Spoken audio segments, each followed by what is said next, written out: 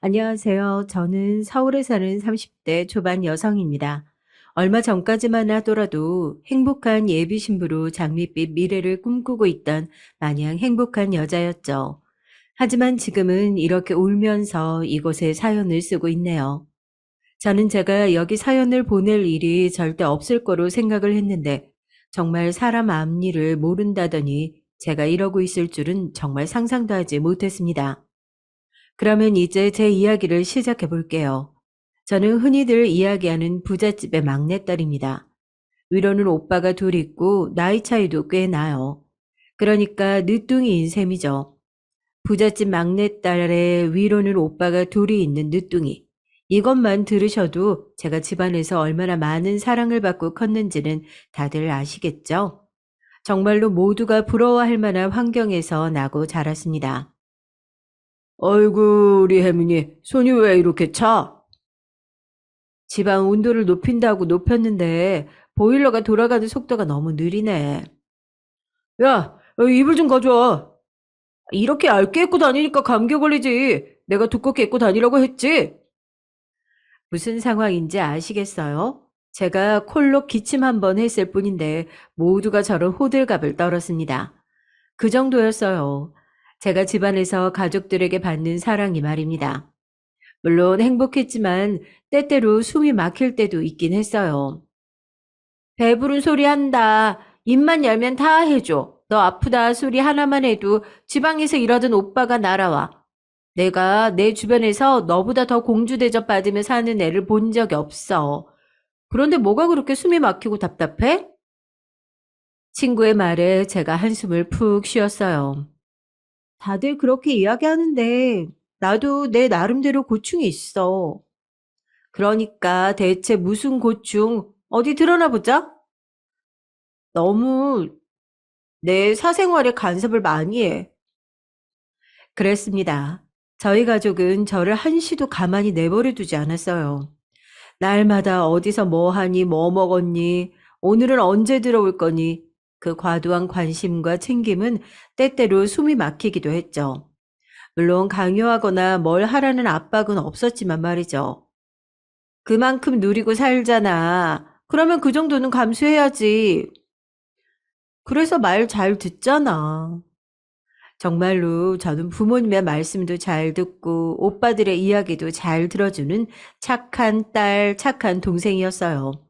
물론 그런 불만은 있었지만 기본적으로 행복하기도 했고 말이죠. 그래도 한 가지 꼭 지키고 싶은 저만의 철칙 같은 게 있긴 했어요. 다른 건 엄마 아빠 말 다 들을 건데 결혼은 내가 정말 좋아하는 사람이랑 하고 싶을 때 할 거야. 그러니까 선을 보라는 둥, 누굴 만나라는 둥 그런 거 하지 마세요. 단순히 조건 때문에 누굴 만나보라고 하는 게 아니라 아유 우리는 믿을 만한 집안에 너를 보내고 싶은 거다. 사람 좋고 너를 편안하게 해줄. 그래, 아빠 말이 맞아. 요즘 세상에 얼마나 흉하고 이상한 사람이 많은데. 아유, 우리가 집에 돈이 없니, 뭐가 없니? 사람만 좋고 그 가족들만 좋은 사람이면 어디든 보낼 수 있지. 그런데 그런 사람인지 아닌지 알 수가 없으니까 보증된 사람들로 만나보라는 거지. 조건이 문제가 아니라. 아니, 범죄 저지르고 그런 사람 주변인들한테 물어보면 다들 세상에서 제일 좋은 사람이었다. 법 없이도 살 사람이었다. 이러잖아요. 어떤 사람이나 가족을 겉으로만 봐서는 좋은 사람인지 아닌지 완전하게 알 수 없다니까요. 그러니까 저는 제가 좋아하는 사람이랑 할게요. 이건 절대 포기 못해. 아는 분의 아들을 소개해 주겠다는 부모님의 말씀에 제가 거절하면서 이렇게 이야기했었어요. 결국 부모님은 제 말을 들어주셨죠. 그건 뭐, 혜민이 말도 일리는 있긴 하네. 그 대신 꼭 어떤 사람인지 우리한테도 보여주고 우리가 안 된다고 하면 다시 생각해 보기다. 그건 약속해 줄 수 있지? 대신 조건 같은 걸로 반대하지 않기. 우리가 무슨 조건을 그렇게 본다고 그래. 돈도 없고 학벌도 없어도 돼. 우리가 다 있는데 그게 뭐가 중요해? 남자친구와는 부모님과 그 말을 나눈 지 얼마 되지 않아서 만났어요. 친구의 생일 파티였습니다. 남자친구는 친구의 지인의 지인이었습니다. 친구와도 잘 모르는 사이였는데 근처에서 술을 마시고 있다가 어떻게 우연히 합석하게 됐어요. 저 그 이어폰 사려고 했는데 음질 괜찮아요? 평소 음악 듣는 걸 좋아했던 제가 여기저기 알아보고 해외에서 직구한 이어폰이었거든요. 그래서 국내에는 그 이어폰 브랜드를 아는 사람이 많이 없었는데 남자친구는 한눈에 알아보더라고요. 원래 취미나 좋아하는 게 같으면 금방 친해지잖아요. 대화가 잘 통하니까요. 그래서 대화를 나누게 됐는데 남자친구는 저와 음악 듣는 취향도 좋아하는 가수도 비슷했습니다. 그 밴드 다음 달에 한국 내한하는 거 알아요? 당연히 알죠. 저 이미 티켓 구매했는데요. 저도 구매했는데. 정말요? 신기하다. 함께 음악이 좋다며 여러 이야기를 나누던 가수가 있었는데 외국 가수였거든요. 그런데 한국에 공연하러 온다는 소식에 정말 어렵게 구한 콘서트 티켓이었는데 남자친구도 그걸 구했다고 하더라고요. 그때 뭔가 운명 같다고 생각했습니다. 저 혼자 가는데 혹시 혼자 가세요? 네, 한 장도 구하기 힘들었어요. 그럼 같이 가실래요? 물론 자리는 다르겠지만. 같이 만나서 공연을 보고 마친 뒤에는 공연에 대해서 함께 얘기를 나누자는 남자친구의 말에 그러기로 했습니다. 사실 좋아하는 공연을 보고 나면 그 뒤에 좋았던 점에 대해서 함께 이야기를 나누는 것도 큰 재미잖아요. 그래서 남자친구가 너무 반가웠던 것 같아요. 그렇게 저희는 함께 공연을 보고 밥을 먹고 즐거운 대화를 나눴죠. 그러는 와중에 서로의 나이나 직장, 학교 같은 기본 정보들을 알게 됐습니다. 남자친구는 의사였어요. 그리고 저보다 3살이 많았고 학교도 제가 나온 학교보다 더 좋은 학교를 나왔더라고요. 뭐 그런 조건들이 남자친구의 호감에 영향을 많이 끼친 건 아니지만 플러스가 되는 면이 없었던 건 아니에요. 제가 생각한 의사들은 대부분 고지식하고 이런 문화에는 관심이 없을 거라는 생각을 했었는데 그런 게 바로 편견이었다는 생각도 들었고 뭐 이런 음악을 좋아하는 사람이 모범생의 의사라는 사실이 굉장히 매력적으로 다가오기도 했고 말입니다. 당연히 서로에게 호감을 느낄 수밖에 없는 상황들이었어요. 이런 말 제 입으로 하기에는 좀 쑥스럽지만 남자친구나 저나 인물도 어디 가서 빠진다는 소리는 안 들 정도는 됐고 좋아하는 것도 비슷하고 조건도 좋고 대화도 잘 통하는 남자를 찾는 게 사실 정말 힘든 일이잖아요. 그래서 그날 공연을 마치고 공연에 대해 이야기하며 맥주를 한잔하면서 제가 먼저 말했습니다. 다음에도 한 번 더 만나서 이런저런 이야기하고 싶은데 괜찮으실까요? 하고 말이죠. 남자친구는 씩 웃더라고요. 먼저 말해줘서 고마워요. 어떻게 다음 데이트 신청해야 하나 속으로 대본을 100만 개쯤은 짜둔 것 같은데. 라고 대답하면서 말이죠. 그렇게 저와 남자친구의 만남은 시작됐습니다. 저희 두 사람은 그날이 일일이나 마찬가지인 날이었어요. 정말 행복했습니다. 남자친구는 정말 좋은 사람이었거든요. 무엇보다 가장 좋은 점은 바로 제가 하는 이야기를 잘 들어주고 또 제가 하는 이야기를 정말로 재미있어 한다는 점이었어요. 같이 좋아하는 가수들의 공연도 다니고 좋아하는 음식도 먹으면서 여태 해본 연애 중에 가장 만족도가 큰 연애를 했던 것 같아요. 그리고 가족들이 그걸 알아챘습니다. 왜 사랑은 숨길 수가 없다고들 하잖아요. 혜민이 너 남자친구 생겼지? 그걸 어떻게 알았어?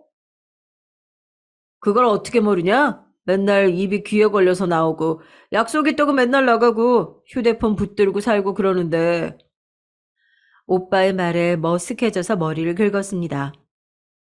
언제 한번 집으로 데리고 와라. 어떤 사람인지 보기나 하게. 나중에요. 만나서 무슨 이야기를 하려는 게 아니라 그냥 만나서 밥 한 끼 하자는 거다. 우리가 너무 궁금하니까. 나중에요. 제가 웃으면서 몇 번이나 거절했지만 아빠와 오빠는 계속해서 집으로 데리고 오라는 소리밖에는 안 하시더군요. 귀한 딸이 어떤 남자를 만나고 다니는지 너무 궁금하셨나 봅니다. 저는 그 상황에 못 이겨서 넌지시 남자친구에게 이 이야기를 전했어요. 그런데 오빠가 부담스러우면 안 만나도 돼. 결혼하라거나 뭐 그런 무거운 만남 아니고 가볍게 밥 한번 먹자는 건데 이게 오빠로서는 가볍게 생각이 안 될 수도 있으니까. 그런 제 말을 가만히 듣고 있던 남자친구가 씩 웃더군요. 그 사람 좋은 얼굴로 말입니다. 뭐가 부담스러워? 난 괜찮아. 딸내미가 어떤 남자 만나는지 한번 보고 싶은 건 아버지나 오빠나 당연히 그럴 수 있지. 나도 여동생 있어서 그 심정 이해해. 라고 말이죠.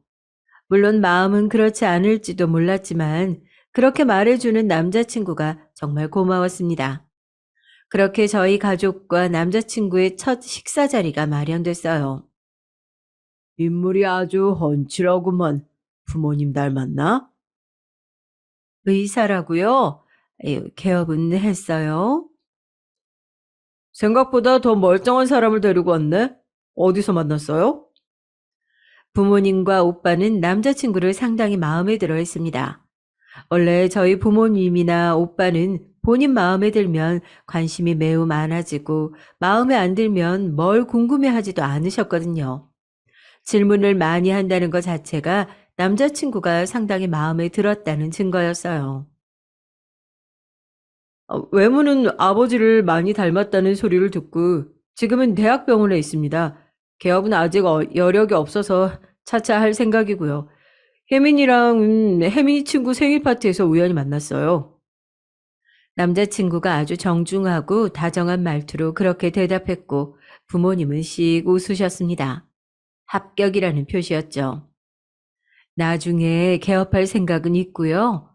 학교에서 계속 일하고 싶어 하는 의사들도 있잖아요. 아, 저는 그 정도 능력은 안 되는 것 같고요.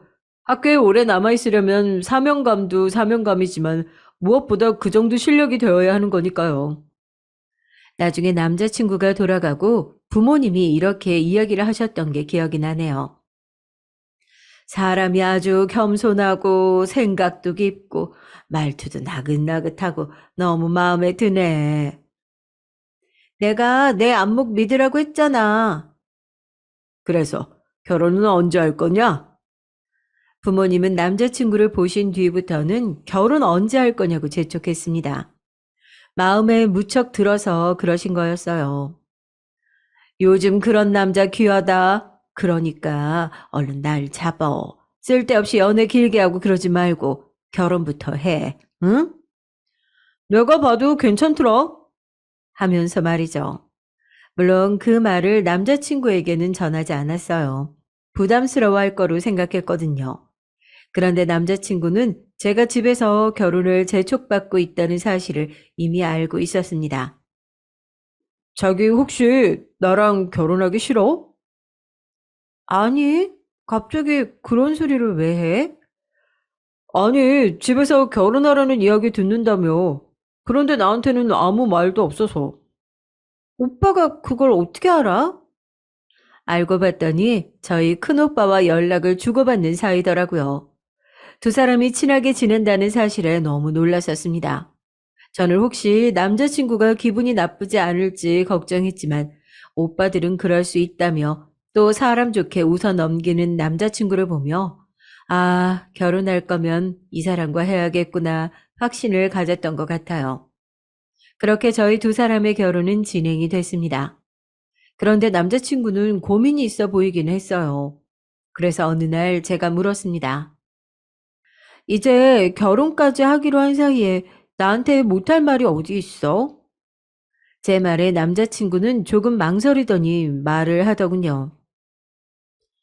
사실 우리 어머니가 조금 유난스러운 면이 있으셔. 나는 그게 너무 걱정이 돼.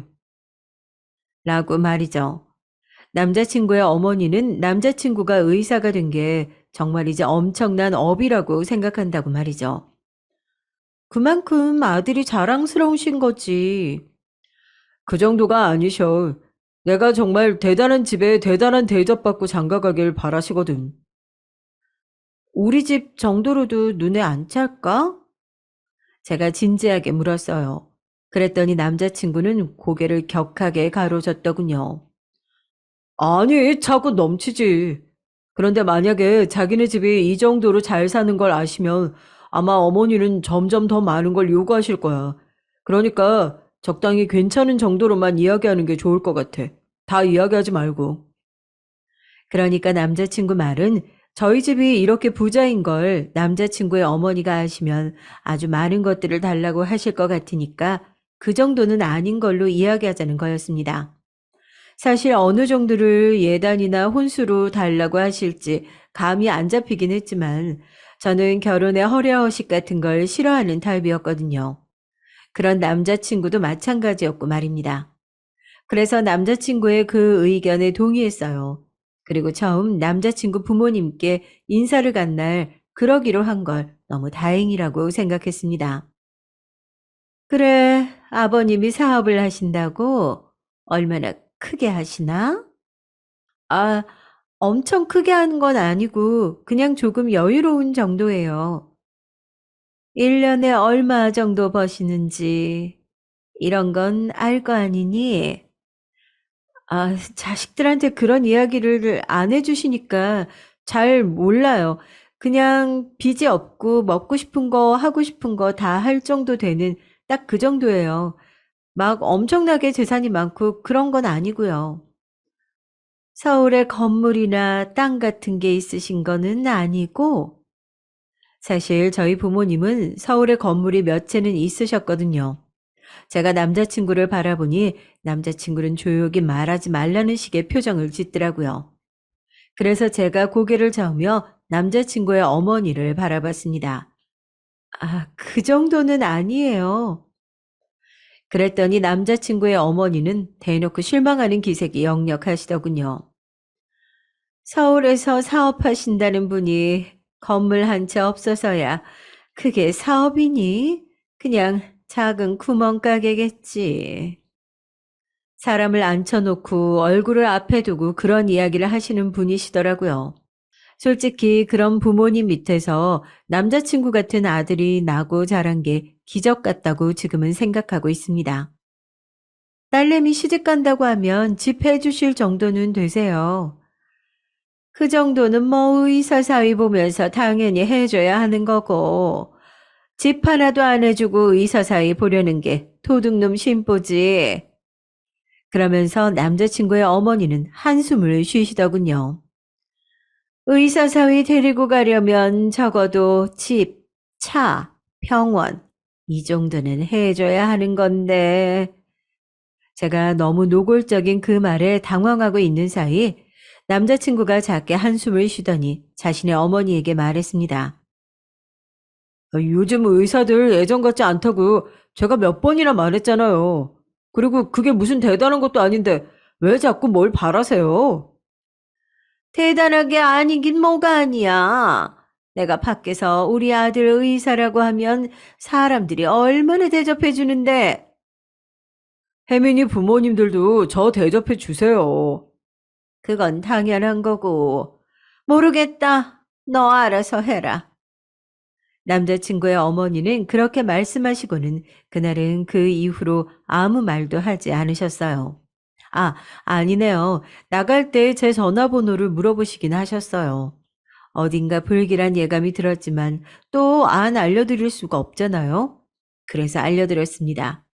사실 남자친구의 어머니가 모르는 사실이 하나 있었어요. 이건 남자친구도 모르는 사실이었습니다.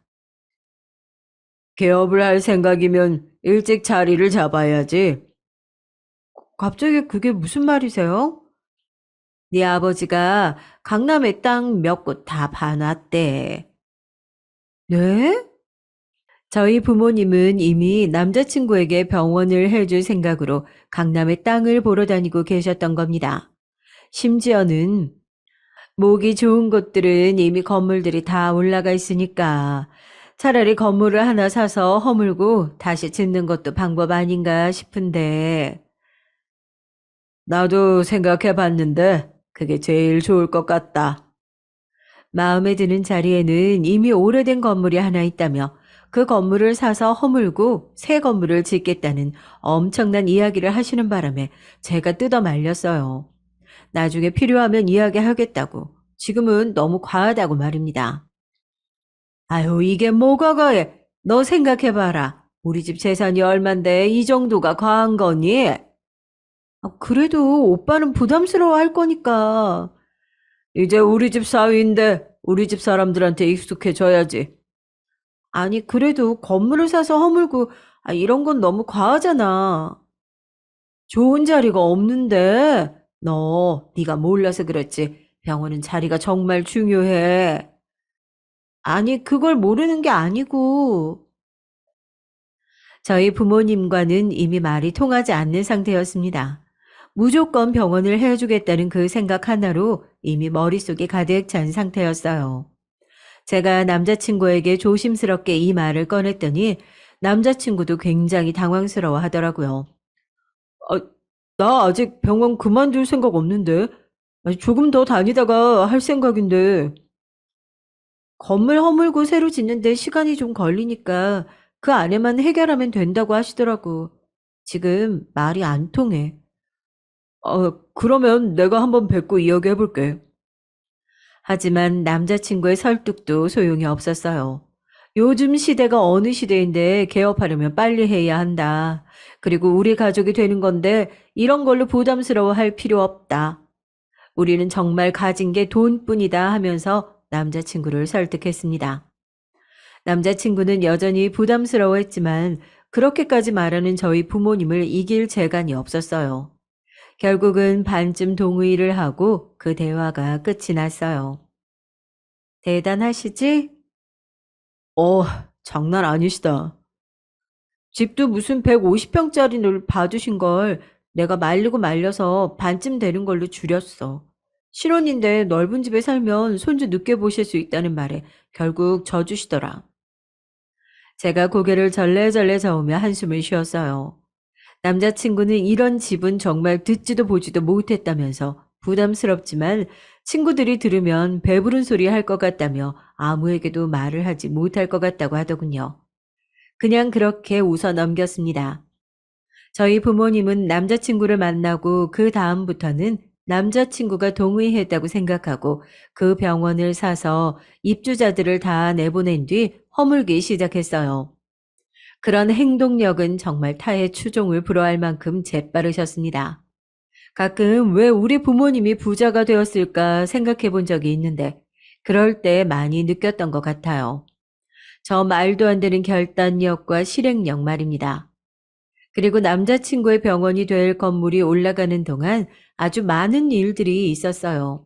그리고 그 일들이 지금 제가 남자친구와 결혼을 깨게 된 이유이기도 하고 말이죠. 지금부터 그 이야기를 해드릴게요. 모두가 예상하시듯 그건 제 예비 시어머니, 남자친구의 어머니에게서 비롯된 일들입니다. 남자친구의 어머니는 정말이지 시시때때로 저에게 전화를 거셨어요. 오늘 뭐하니? 나랑 밥이나 먹자. 오늘 뭐하니? 나랑 쇼핑이나 가자. 이런 식으로 저를 불러내서는 엄청나게 비싼 밥을 먹었고 굉장히 비싼 옷이나 가방들을 사셨죠. 물론 계산은 언제나 저의 몫이었습니다. 초반에는 그 이야기를 남자친구에게 하지 못했어요. 보나마나 굉장히 미안해할 게 뻔했고 저는 그런 남자친구의 얼굴을 보고 싶지 않았거든요. 그러던 어느 날이었습니다. 이 가방으로 할게요. 그날도 저를 백화점으로 불러서는 명품 가게로 들어가 굉장히 비싼 가방을 하나 고르고는 그렇게 말했어요. 그런데 그 가방은 여태 샀던 가방들의 몇 배가 되는 비싼 가방이었습니다. 물론 사드릴 능력은 되고도 남았죠. 저는 부모님이 주신 한도 없는 신용카드가 있었고 한 달에 얼마를 쓰건 저희 부모님은 저에게 입도 떼지 않으실 분이라는 걸 너무 잘 알고 있었으니까 그냥 넘어갈 수도 있었어요. 하지만 돈이 문제가 아니라 남자친구의 어머니가 선을 넘는다는 생각이 들어서 그 가방을 결제할 수가 없었습니다. 이 가방은 못 사드릴 것 같아요. 제가 단호하게 그렇게 말했어요. 그랬더니 남자친구의 어머니는 저를 보고 인상을 확 찌푸리시더군요. 다른 집 의사 둔 엄마들은 이런 가방 며느리한테 선물 척척 받는다는데 왜 못 해준다는 거니? 어, 저는 아직 며느리도 아니고 아직 상견례도 안 했고 날도 잡은 것도 아닌데 너무 과한 요구를 하신다는 생각이 드네요. 나중에 혼수나 예단으로 하나 정도 해드리는 거면 몰라도 이제 겨우 인사드리고 얼굴 몇 번 본 아들 여자친구에게 이런 선물을 요구하시는 건 과한 것 같은데요. 남자친구의 어머니는 제 그 말에 빈정이 확 상한 듯한 인상으로 팍 찌푸렸습니다. 뭐 그러라고 한 말이긴 했어요. 결혼하기로 했으면 이미 시어머니라 다름없는 건데 뭐가 그렇게 과하다는 거야? 그리고 전에 말씀드렸다시피 저희 집이 여유가 있는 편이기는 해도 엄청나게 부자도 아니고 이렇게 시시때때로 불러내셔서 가방이나 옷이나 원하시는 거 다 못 해드려요. 그럴 능력 안 됩니다. 지금까지도 많이 받으셨잖아요. 그것도 과해요, 저로서는요. 그러고는 그 매장에서 그대로 나왔어요. 앞으로는 이런 부름에 달려오지 않겠다는 생각과 함께 그때 남자친구의 말을 듣고 저희 집이 얼마나 부자인지 제대로 말하지 않은 게 얼마나 다행인지에 대해 생각했죠. 만약에 다 아셨으면 얼마나 대단한 것들을 요구하셨을지는 상상도 되지 않았습니다. 너 지금 나를 두고 이렇게 나가면 내가 거기서 부끄럽잖아. 남자친구의 어머니는 저를 낚아채 잡고는 그렇게 소리쳤어요. 지금 여기서 이렇게 소리를 쳐서 사람이 다 쳐다보게 만드는 게 더 부끄러운 건데 말이죠. 지금 이러시는 걸 남들이 다 보는 게 더 부끄럽지 않을까요? 그런데 제 말에 남자친구의 어머니가 주위를 한번 둘러보더니 입을 다무시더군요. 그러고는 저를 괴롭히는 방향이 조금 바뀌셨어요. 집으로 좀 와라. 어느 날은 그렇게 말하고는 전화를 바로 끊으시더라고요. 뭐 원래 해왔던 것처럼 밖에서 만나자는 게 아니라 집으로 오라는 말에 갔습니다. 무슨 일이 있나 싶어서 말이죠. 하지만 아니었어요. 오늘 집안일 좀 도와. 정말 예상치도 못한 요구라 당황한 얼굴로 그저 멍하니 남자친구의 어머니를 바라보고 있었습니다. 남자친구의 어머니는 너무 당연한 이야기를 하듯 말을 이어갔어요. 결혼하면 어차피 네가 해야 할 일들인데 미리 배운다고 생각하고 하거라. 그 말에도 제가 가만히 서 있자 남자친구의 어머니는 버럭 소리를 질렀어요. 뭘 그렇게 멀뚱히 서 있어. 빨리 안 도와주고. 그 말에 화들짝 놀라 저도 모르게 일을 시작했던 것 같습니다. 앞에서도 이야기했지만 저는 손에 물 한 방울 제대로 묻혀보지 않고 곱게 키워졌어요. 부모님의 사랑만 받으면서 말입니다. 그러니 뭐 제대로 할 수 있는 게 있겠어요? 실수만 하고 못하고 그랬죠. 그러니 남자친구의 어머니는 화가 제대로 나셨고요. 너는 대체 그 나이 먹도록 이런 것도 하나 못하고 어떻게 살았니? 안 해도 됐으니까요. 그리고 안 해도 되니까요. 라는 말이 목 끝까지 차올랐지만 삼켰습니다. 그리고 하루 종일 일하고 집으로 돌아오는 내내 많은 생각을 한 것 같아요. 그냥 우리 집이 얼마나 부자인지 사실 지금은 남자친구의 병원으로 생각하고 엄마와 아빠가 건물을 올리고 있다는 것. 나는 엄청나게 부잣집 딸이라 예전에도 지금도 앞으로도 손에 물 한 방울 안 묻히고 살아도 된다는 것들을 다 이야기할까 하는 마음이 들었습니다. 하지만 그러고 싶지 않았어요. 지금 와서 돌이켜보면 아마 그때 이미 저는 남자친구의 어머니와 한 가족이 될 수 없을 것 같다는 생각을 은연중에 하고 있었던 것 같습니다. 그러니 괜히 그 사람을 좋은 말은 해주고 싶지 않았던 것 같아요. 왜 그랬다고 지금 생각이 드냐면 그날 이후에 저희 부모님이 상견례 날짜는 언제로 잡으면 좋을지 묻는 말에 제가 이렇게 대답했었거든요. 그건 조금 더 두고 보고 잡자. 아이, 왜? 무슨 일이 있어? 아니, 그건 아닌데. 일단 저쪽에 먼저 물어보고 천천히 결정해도 늦지 않으니까. 너무 급하게 하면 오히려 체해. 그때는 부모님도 대수롭지 않게 넘어간다고 생각했었지만 나중에 사건이 다 터지고 나서는 제가 결혼을 고민하는 것 같다는 말을 두 분이 하셨어요. 새삼 참 자식들은 부모에게 뭐든 속일 수 없는 것 같습니다. 그리고 그쯤 남자친구에게도 소홀해져 갔던 것 같아요. 사실 그런 부분에서 정이 한번 확 떨어지고 나니까 남자친구도 보기 싫어지더라고요. 사실 남자친구는 저에게 잘못한 게 없는데도 말입니다. 내가 혹시 뭐 잘못한 거 있어? 아니야. 그냥 요즘 내 마음이 싱숭생숭해서 그래. 나중에 들은 이야기인데 남자친구는 그때 그냥 제가 마음이 변한 줄 알았다고 하더라고요. 제가 그간 본인의 어머니와 있었던 일들을 자세하게 이야기하지 않아서 이 정도인지는 잘 몰랐다고 말이죠. 그리고 당시에 남자친구가 병원 일이 상당히 바쁜 시기였기에 저는 신경 쓸 겨를이 없기도 했고 말입니다. 저는 그렇게 불려가서 하루 종일 집안일을 한 그날 이후 남자친구의 어머니의 연락을 의도적으로 피했어요. 만나면 또 무슨 말을 들을지 겁이 나기도 했고 그 말을 듣고 정말로 남자친구와 헤어지는 결정을 내릴 것 같은 것도 겁이 났기 때문입니다. 근데 그 정도면 그냥 다 말하고 해결을 해야 하는 게 낫지 않아? 헤어지는 거 말고 무슨 결론이 있냐? 남자친구는 잘못한 게 없잖아. 그렇긴 해도 어쨌든 결혼은 둘이 하는 게 아니고 그런 시어머니를 어떻게 모시고 살아. 나는 못해. 그리고 얘는 더 못해. 평생을 공주처럼 살아온 애가 어떻게 그런 시어머니를, 아우. 사실 제가 남들이 말하는 것처럼 너무 곱게 자라서 더 그랬던 걸 수도 있지만 그렇지 않은 사람이 봐도 선을 넘은 행동들이잖아요. 본인 아들의 여자친구를 불러내 수백만 원의 가방을 사게 하고 집으로 불러내서 하루 종일 집안일을 시키고 틈만 나면 선을 넘는 막말을 하고 말이죠. 그런 사람과 한 가족이 된다는 걸 상상할 수 없었습니다. 남자친구에게는 정말 미안하지만 말이죠.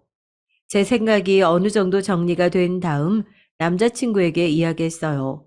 더는 힘들 것 같다고 말이죠. 남자친구는 예상을 하고 있던 상태였습니다. 자기가 요즘 나를 대하는 거나 결혼에 대해서 미적지근한 반응이어서 어느 정도는 예상하기는 했어. 그래도 자기야, 한 번만 더 생각해 보면 안 될까? 아니면 난 결혼 아니라 자기랑 연애만 해도 좋아. 그 말에 흔들린 건 사실이었어요. 사실 남자친구와 저는 그동안 쭉 괜찮았으니 그럴만 하긴 했어요. 하지만 그런 흔들리는 마음을 굳건히 만들어준 일이 그 후에 생겼죠. 요즘 왜 이렇게 연락이 안 되니? 너 우리 애랑 결혼 안 하기로 한 거니? 남자친구의 어머니가 저희 집으로 찾아온 겁니다. 저번에 한번 어디 사냐고 물어봐서 지나가듯 이야기한 적이 있었는데 그걸 기억하고 있었던 거예요. 남자친구의 어머니는 저와 제 가족이 사는 그 아파트를 잠시 올려다보더니 말하더군요. 네가 이야기한 여유가 어느 정도인지는 모르겠지만 내가 여기 오면서 한번 알아보니까 이 아파트가 정말 어마어마하게 비싸더구나. 그냥 여유 있는 정도로는 못 사는 집 같던데. 정말 기가 막힐 노릇이었습니다. 그냥 찾아온 것도 아니고 오는 길에 부동산 같은 곳에 들려서 이 집의 시세와 어떤 사람들이 사는지 그런 것들도 이미 다 알아보고 온 것 같더라고요. 그 노골적임과 치밀함에 소름이 돋을 지경이었죠. 그 순간 속으로 생각했던 것 같습니다. 아, 저런 사람과는 절대 한 가족이 될 수 없을 것 같다고 말이죠. 일단 어디 가셔서 이야기하시죠. 그 마지막을 이야기하기 위해서는 자리를 옮겨야 한다는 생각에 근처 커피숍으로 안내를 했어요. 그러고는 커피를 시키고 가만히 입을 다물고 있었습니다. 어디서부터 어떻게 이야기해야 할지 모르겠더라고요. 5억. 그런 저에게 남자친구의 어머니가 먼저 말을 꺼냈습니다. 제가 무슨 소리인가 해서 고개를 번쩍 들었어요. 시어머니는 어딘가 웃는 듯한 얼굴로 다시 한번 말을 했습니다. 5억. 네? 갑자기 5억은 무슨... 제 질문에 인상을 살짝 찌푸리더니 말씀을 이어가시더군요. 저런 집에서 5억 정도면 뭐 충분히 가능한 거 아니니? 그리고 의사 사위 보면서 그 정도는 해야지. 순간 사고가 제대로 되지 않아서 멍했는데 그러니까 지참금을 이야기하고 있는 거였어요. 제가 기가 막혀서 헛웃음이 나왔습니다. 제가 무슨 어디 남편 사서 결혼해야 할 정도도 아니고 그리고 오빠가 어디 팔려가는 것도 아니고 이렇게 노골적으로 돈으로 사람을 두고 흥정을 하시면 어떡해요? 그때는 이제 이 결혼 없던 걸로 할 거니까 막 나가자는 심정으로 말을 더 막 한 것도 있어요. 당연히 남자친구의 어머니는 제 말에 열이 받으신 듯 보였고 말이죠. 뭐? 내가 지금 내 아들로 장사하는 것 같니? 그러면 아니세요? 의사 아들로 한탕 해보려는 거 아니면 어떻게 사사건건 이렇게 돈돈하면서 아들 결혼으로 한몫 챙길 생각부터 하시냐고요.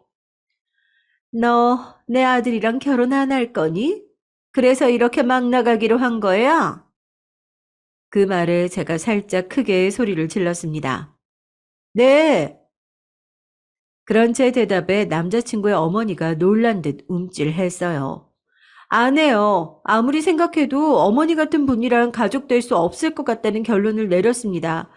그래서 저는 이 결혼 안 하려고요. 오빠한테도 우리 다시 생각해보자고 이야기했으니까 그런 줄 아시고 다시는 저한테 찾아오지 마세요. 제가 정말 그렇게 나올 줄은 꿈에도 상상 못했던 건지 남자친구의 어머니는 당황한 듯 했어요. 하지만 잠시 뒤 누가 봐도 안 괜찮지만 괜찮은 척하며 이야기하더군요. 그렇게 이야기하면 뭐 내가 아쉬워서 너를 잡기라도 할 것 같니?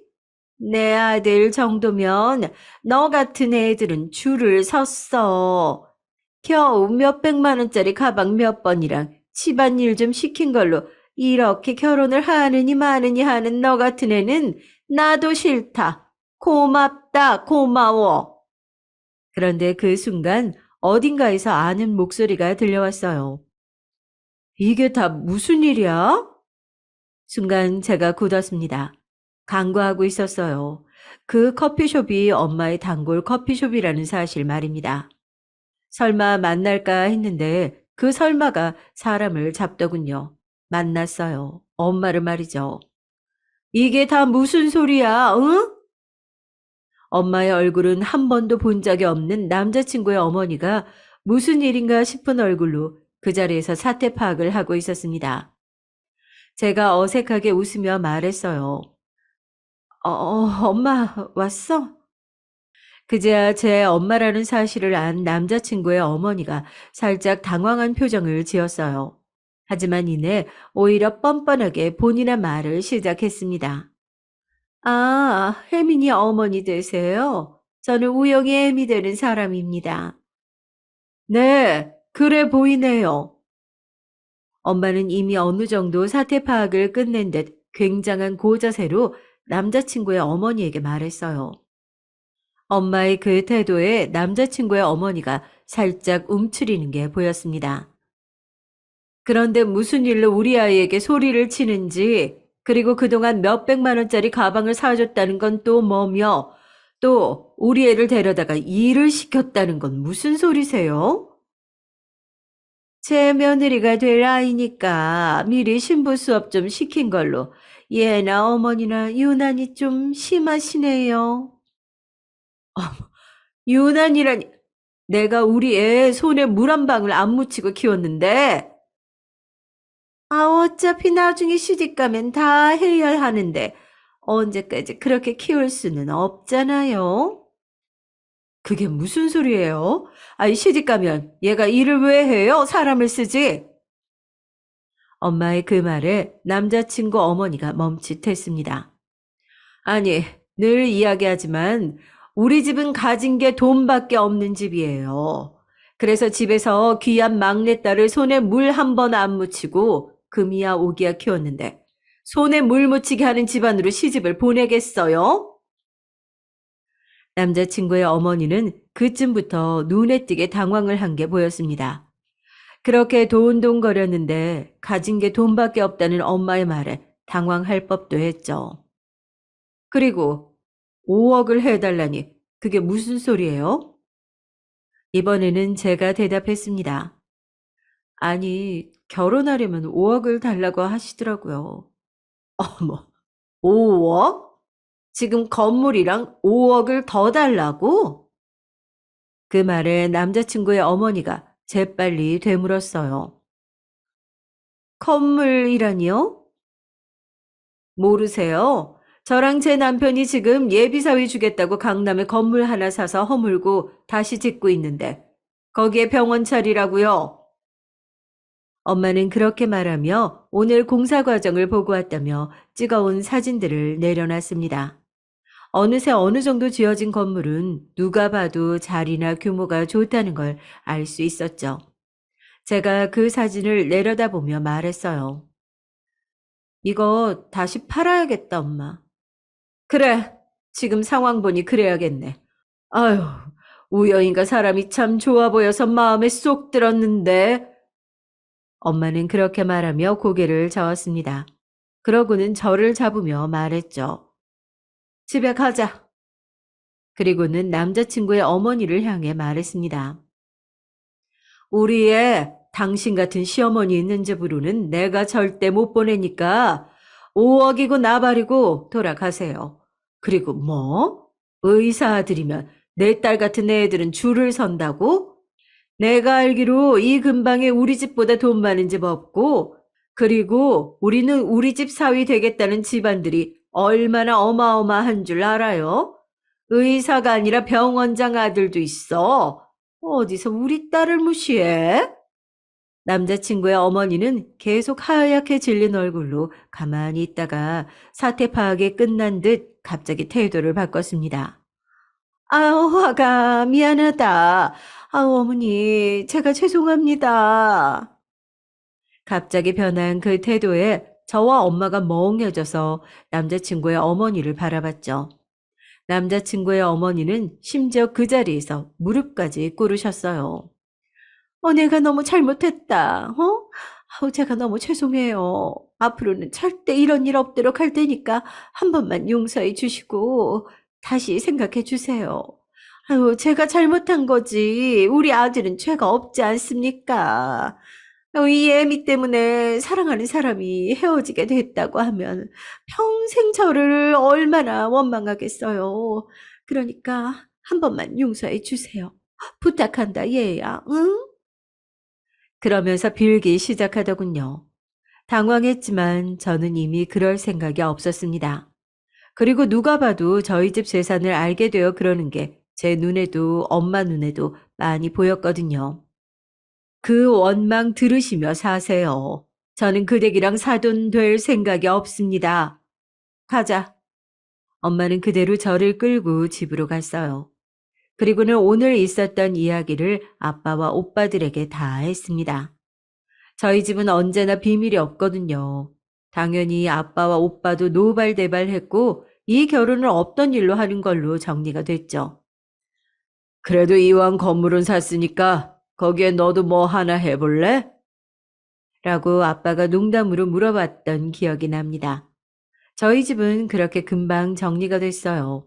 물론 남자친구의 집안은 정말 그야말로 난리가 난 것 같았지만요. 그 일이 있고 바로 다음날 남자친구가 전화가 와서 만났어요. 그리고 저도 정리를 하긴 해야 했으니까 만났죠. 솔직히 말할게. 그동안 오빠 어머니한테 시달리면서 오빠에 대한 애정도 떨어진 게 사실이야. 그래서 오빠랑도 정과 같이 못 지낼 것 같아서 헤어지자고 한 거야. 제 이야기를 듣더니 남자친구도 이해한 것 같았어요. 네 심정이나 마음도 충분히 이해하고 또 그럴 수 있다고 생각해. 그런데 우리 그동안 너무 좋았잖아. 난 어디로 가서도 너같이 나랑 말도 잘 통하고 좋은 여자는 못 만날 것 같거든. 결혼은 안 해도 돼. 연애는 하자, 응? 저는 사실 완전히 헤어질 생각으로 나갔지만 그 말을 들으니 또 흔들렸어요.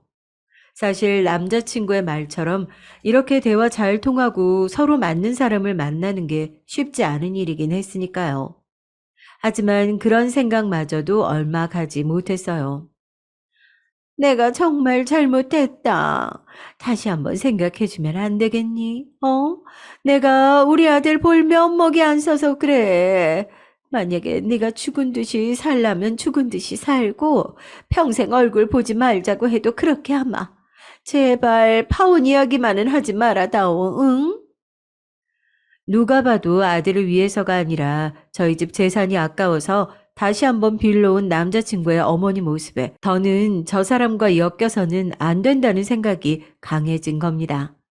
그리고 그날 저희 집에 찾아왔을 때 그러고 돌아가면서도 주위에 저희 집이 얼마나 잘 사는지 다 물어보고 갔다는 이야기를 엄마가 들었다고 하더라고요. 그런 사람들은 상종을 해서는 안 돼. 절대 다시 만날 생각하지 말거라. 애가 아까워도 어쩔 수가 없어. 온 가족이 결사반대를 하고 나섰기도 했고요. 남자친구와 저는 그렇게 헤어졌어요. 물론 저를 더 잡아볼 생각이 있는 듯 했으나 가족까지 나서서 이 만남을 반대하고 나선다는데 남자친구도 더 할 말이 없어 보였어요. 그리고 저희가 완전히 헤어지기로 하고 나서 남자친구 어머니에게 전화가 한 번 더 오긴 했어요. 제가 절대 만나지 않겠다고 하니까 그럼 통화라도 하자고 해서 했던 통화였습니다. 다시 한번 생각해 줄 수는 없겠니? 저보다 나은 여자가 줄을 선다고 했으니까 거기서 찾으시고 저는 이제 그만 놔주세요. 더 이상 엮이고 싶지 않습니다. 그 말을 마지막으로 전화를 끊고 다시는 그 어떤 연락도 받지 않았어요. 그 이후로도 몇 번이나 미안하다 어쩐다는 문자가 왔지만 다 무시했습니다. 그리고 조금 시간이 지났어요. 남자친구가 지인의 지인이라고 했잖아요. 그 때문에 건너 소식을 들을 수 있었습니다. 남자친구의 어머니는 여기저기 선자리를 엄청나게 알아보고 다닌 모양이에요. 좋은 며느리감을 찾겠다고 말이죠. 하지만 아무리 찾아도 우리 집 같은 부잣집은 찾아볼 수가 없었을 겁니다. 어느 사돈댁에서 사위 개업시키겠다고 건물을 허물고 새로 짓냔 말이죠. 그것도 강남 한복판에 말입니다. 돈 욕심이 엄청나게 많은 양반이었으니 정말 땅을 치며 후회했을 거예요. 그리고 실제로도 그렇다고 이야기를 들었어요. 만나는 사람마다 우리 아들을 그런 여자가 좋아했다고 하면서 아쉬운 소리들을 늘어놓고 또 남자친구에게도 저에게 다시 찾아가 보라는 둥 그런 이야기를 해서 남자친구가 스트레스를 많이 받는다고 말이죠. 그리고 원래라면 남자친구의 병원이 들어왔을 그 건물이 드디어 완공되던 날 그 앞에 멍하니 서 있는 남자친구의 어머니를 우연히 봤습니다. 바로 저희 엄마가 말이죠. 엄마는 아는 척을 하지 않고 그냥 돌아왔다더군요. 엄청나게 후회하는 얼굴이던데 어딘가 허멍해 보이기도 하고. 왜 아니겠어요? 거기 그 정도 건물이면 가격이 얼만데. 그리고 그 정도 사람이면 알아보고 다녔을걸요? 아마 복권 1등 당첨됐다가 뺏긴 기분이지 않을까요? 오빠의 말이 정확한 비유인지는 모르겠지만 말입니다. 남자친구와는 그 이후로 단 한 번도 연락하지 않았어요. 그런 면에서는 또 질척이지 않는 사람이긴 했죠. 여러모로 좋은 사람이었는데 하는 아쉬움은 아직도 남아 있습니다. 물론 다시 만날 생각은 없지만 말이죠. 요즘 같은 시대에 파혼은 흠도 아니고 사실 정식으로 상견례를 하거나 했던 것도 아니었기 때문에 저는 아무 문제 없다고 생각했지만 부모님으로서는 그게 아닌 모양이었어요. 본인들이 호들갑을 떤 걸 반성하는 것 같았죠. 앞으로는 먼저 나서서 이래라 저래라 하지 않으마. 그런 다짐까지 하실 정도였으니 말입니다. 제 이야기는 여기까지입니다.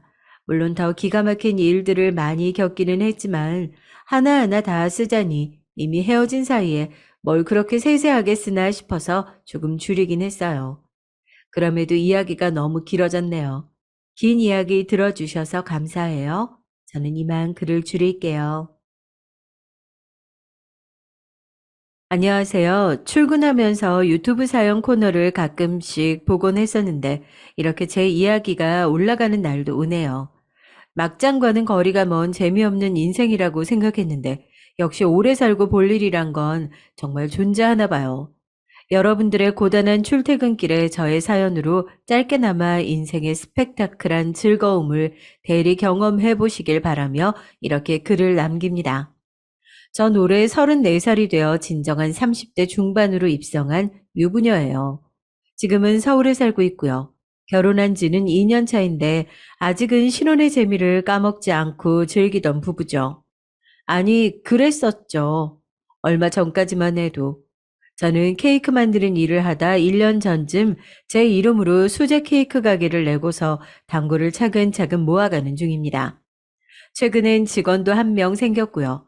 행복인지 고난인지 몇 년 전부터 레터링 케이크 인기가 치솟아서 제대로 긴 휴일을 즐길 날이 언젠지 가물가물해졌네요. 저는 어려서부터 케이크 만드는 일이 참 좋았어요. 제가 워낙 숫기도 없고 감정의 높낮이도 크지 않거든요. 가족이나 주변 사람들은 저의 이런 성격을 탐탁지 않아 해서 잔소리도 많았고요. 너는 그렇게 숫기가 없어서, 너 수업 시간에 발표도 제대로 못하지? 그럼 안 돼. 나중에 왕따라도 당하면 어쩔런지. 아유, 걱정이다, 걱정이야. 특히 엄마가 절 많이 걱정하셨는데요. 케이크를 만들 때만큼은 정말 기분이 좋았어요. 케이크를 데코할 때면 마치 백직장에 저를 꾸며내는 것 같았거든요. 원하는 색, 원하는 그림을 담아내면 사람들은 예쁘다고 좋아했죠. 직접 만들어낸 케이크가 받는 대접을 제 자신도 어여쁜 사람이 되는 것 같은 기분이랄까? 그렇게 욕심이 생기다 보니까 더욱 공을 들여 노력했고 전 어느새 워커홀릭이라고 할 만큼 일에만 빠져들었습니다. 물론 손님들의 불평이라든지 이런 것들이 때론 가혹하게 느껴질 때도 있지만 그래도 일의 소중함을 아는 입장이다 보니까 뭐든 긍정적으로 잘 헤쳐나가려고 노력하고 있고요. 그래도 일 외에 유일한 낙이 있다면 녹초가 된 채로 집에 가면 주차장부터 나와서 짐을 들어주러 온 남편 얼굴을 보는 거였어요. 뭐랄까, 남편은 너무나 사랑스러운 사람이었죠. 저와는 완전히 정반대의 사람이었어요. 시어머니는 남편이 아직 철이 안 들어서 미안하다고 하셨지만 전 그게 좋았거든요.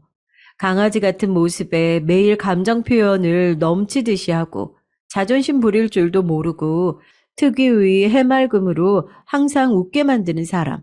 무슨 일이든 묻어낸 편이던 저와는 반대였어요. 어떻게 보면 신랑은 저의 맞춤 케이크 같았죠. 제가 원하는 레터링과 장식으로 가득 꾸민 근사한 케이크. 남들은 그냥 보잘것없는 기계 부품 회사원인데 그런 남자와 있는 게 뭘 그렇게 특별한 사랑인 것처럼 떠드느냐고 하지만 케이크의 달콤한 냄새는 박스 안에선 느낄 수가 없으니까요. 신랑의 안마를 받으며 편히 잠들고 미리 만들어둔 아침밥을 먹으며 시작하는 아침이란 정말이지 축복과 같은 하루하루였습니다. 여기까진 평범한 유부녀의 삶 같죠. 평범이라 하기엔 너무 거창하게 떠들었지만 평범한 일상이 가장 어려운 거잖아요. 저런 소중한 시간들이 저에겐 당연하게 느껴질 정도로 일상적인 루틴이었거든요. 그리고 사건은 이때 시작됐습니다. 4달 전쯤 갑자기 모르는 번호로 전화가 왔어요. 주희 언니, 깜짝 놀랐지? 나야 보람이. 잘 지냈어? 저보다 10살 어린 사촌 동생이더라고요. 원체 애가 싹싹하고 정이 많아서 사랑받던 아이였어요. 게다가 시골에 사시는 저희 부모님에게 때마다 찾아갈 정도로 유난히 잘 해줘서 내심 고마움을 느끼던 동생이었죠. 그 고마움에 어릴 때 짧게나마 과외를 해줬었는데 대학교를 들어간 이후론 통 보지 못했네요. 보람아, 이게 얼마만이야 정말로. 번호 바꿨어? 졸업하면서 바꿨지. 이제 좀 보자, 언니. 동생은 며칠 후 제 가게로 찾아왔어요. 알고 보니 제가 가게 열었다는 소식을 친정 엄마한테 듣고 온 거라고요. 가까운 사람 중에 이런 가게를 하는 사람이 없어서 신기했나 봐요. 한참 안을 둘러보며 조잘조잘 떠들던 동생은 레터링 케이크를 주문하고 싶다고 말했죠. 저는 흔쾌히 그냥 해주겠다고 말했어요. 오랜만에 봐서 반갑기도 했고 가족에게는 처음 해주는 거라서 기념으로 해주고 싶었죠.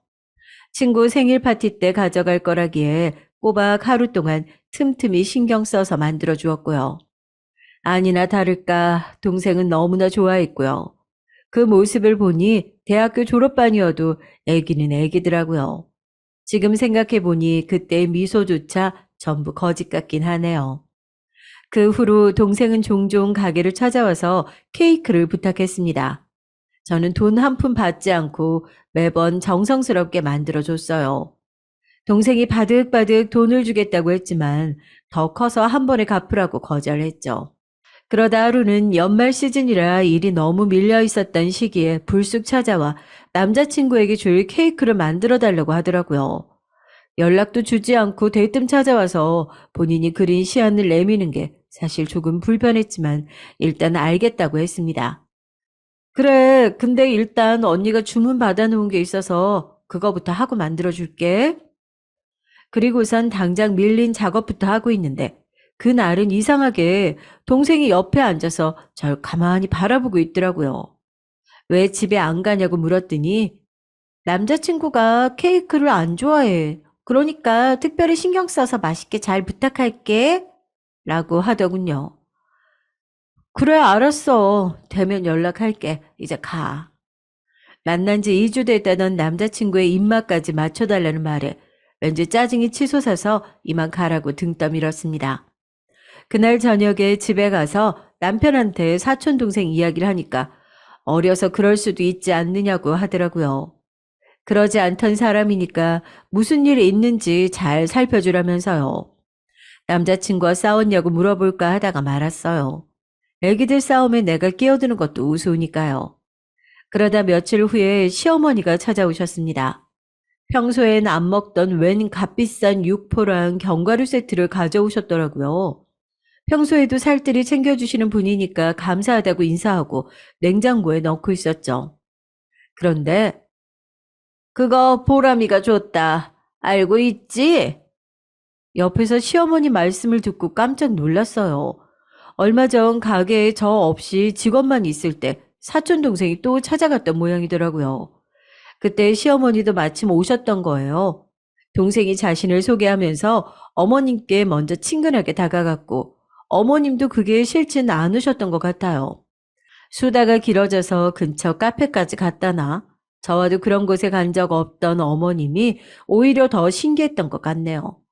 뭐 어찌됐건 동생은 그 뒤로 간간히 카톡으로 안부 연락을 보내면서 육포랑 견과류 세트까지 보냈더군요.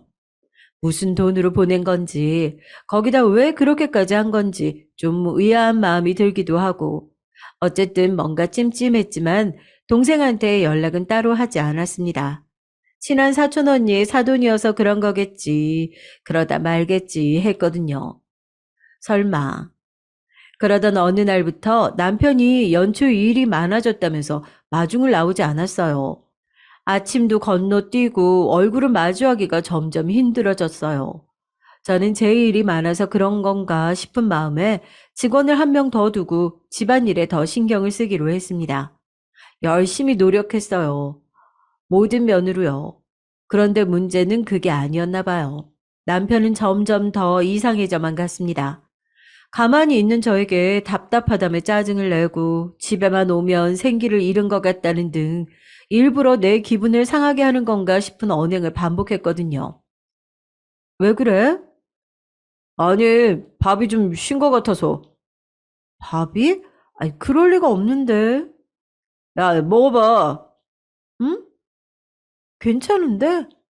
괜찮긴 뭐가 괜찮냐? 아, 너 입맛도 이상해졌냐? 거기다 반찬이 죄다 이게 어제 먹던 거 똑같이 내놓고 나도 좀 잘 차려놓은 밥 좀 먹고 싶다. 아, 이럴 거면 배달시켜 먹지 뭐하러 집밥 먹냐? 갑자기 밥을 가지고 시비를 걸질 않나, 반찬 투정을 하질 않나, 잘 먹던 반찬 그대로 내줬을 뿐인데 반찬이 왜 이렇게 짜냐면서 저한테 성질을 부리더라고요. 그렇다고 정 그의 맞받아쳐 같이 화낼 성격도 아니었기에 일단은 묵묵히 참아 넘겼지만 솔직히 미덥지 않았습니다. 그래도 내 할 일은 해야지 하며 열심히 청소기 돌리고 걸레질하고 있으면 그게 징그럽다면서도 방으로 들어가 버리던 남편. 어쩐지 그 짧은 사이에 정말로 다른 사람이 된 것만 같았어요. 그 지옥 같은 날들이 반복되던 어느 날 술에 취한 남편을 데리러 주차장에 내려갔어요. 남편이 갑자기 그 차가운 주차장 바닥에 무릎을 꿇더라고요. 더럽고 비겁한 거 아는데 마음이 답답해서 그냥 털어놓고 싶다. 나 사랑하는 사람 생겼어, 주희야. 뭐, 뭐라고? 당신, 미안해. 근데 도저히 못 참겠다. 이제 더 감추고 있다간 폭발해버릴 것 같아, 나도. 아니, 그게 무슨 말이야? 남편의 갑작스러운 고백에 놀라 얼어붙었어요. 뭐? 네가? 왜? 지금? 어떻게 나한테 이래? 끝없는 질문들이 머릿속으로 가득했습니다. 그 순간만큼은 할 수만 있다면 정말 그대로 차에 치이고 싶었어요. 가까스로 이성을 찾은 후에 어떤 말을 해야 할까 고르고 고르다가 그 여자가 누구냐고 애써 물었고요. 그런데 대답을 안 하더라고요. 저도 더 이상 묻지 않았고요. 울어야 할 사람은 저인데 남편이 너무 서럽게 울더라고요. 그러면서 하는 말이 자기도 오랜만에 살아있는 기분을 느끼고 싶었다고 하네요. 저에게 사랑을 퍼부었지만 이렇게 받는 건 처음이라고 하면서 구역질이 나서 남편을 두고 전 집으로 올라갔습니다. 며칠 동안 멍하니 누워만 있었던 것 같아요. 이러다가 미쳐버릴 것 같아서 좋아하는 일이라도 일단 하자는 마음에 가게에 갔습니다. 가게 청소하면서 나에게 닥친 이 불행은 어떻게 치워야 할지 고민하고 있던 차에 사촌 동생이 가게로 들어왔어요. 본인이 그린 시안을 주면서 남자친구 줄 케이크를 만들어 달라고 하더군요. 보람아, 미안한데 다음에 해주면 안 될까? 아직 직원도 출근 안 했고 내가 하기엔 정신이 없어서. 이렇게까지 말했는데도 동생은 가만히 저를 쳐다보더라고요. 언니, 내 부탁인데 해주면 안 돼? 한 번만, 정말 한 번만. 저는 더 이상 상대하기 싫어져서 그냥 지금 해주겠다고 했어요. 가장 작은 사이즈로 바로 구워줬죠. 동생은 그 시간 내내 테이블에 앉아서 핸드폰만 바라보고 있었습니다. 남자친구와 또 싸우는 건지 신경질적으로 폰을 내려놨다 쳐다봤다 반복하면서요. 몇 시간 후 얼추 케이크를 완성하고서 그 위에 사촌동생의 이름을 쓰고 있었어요. 이어서 남자친구의 이름을 쓰려고 다시 시안을 봤는데 전 그대로 얼어붙을 수밖에 없었습니다. 남편의 이름이었거든요. 그제야 제가 정신없이 쓴 레터링 문구를 다시 봤습니다. 이대로 영원히 사랑하자 우리. 사촌 동생이 다가와서 작게 말을 이어가더라고요. 어쩔 수 없었다고. 일부러 시작한 건 아니지만 만남을 이어간 건 다분히 의도적이었으니 욕을 해도 좋다고. 이어진 동생의 이야기는 가히 충격적이었습니다. 처음엔 제 카톡 프로필에 남편이 해주었던 이벤트와 선물들을 보며 궁금했대요. 언니처럼 무뚝뚝하고 재미없는 사람이 어떻게 이렇게나 사랑받고 있는 건지 제가 신혼생활에 대해 별말 안 하니까 사실 전부 거짓말이 아니었는지 의심도 되고 그러다 제가 케이크를 만들고 있었을 때 남편에게 전화가 오자 대신 동생이 대신 받았대요. 그런데 사촌인 자신에게까지 다정하게 인사하는 말투에 인간적인 호감이 생겼고 그대로 언니에겐 아직 말 못한 고민이 생겼다며 따로 만나자고 했다더라고요. 그렇게 된 거야. 실제로 만나니까 더 좋아졌고 언니가 왜 그 사람이랑 결혼까지 한 건지 알 것 같고 네. 그렇게 두 사람의 운명적인 만남이 시작됐던 겁니다.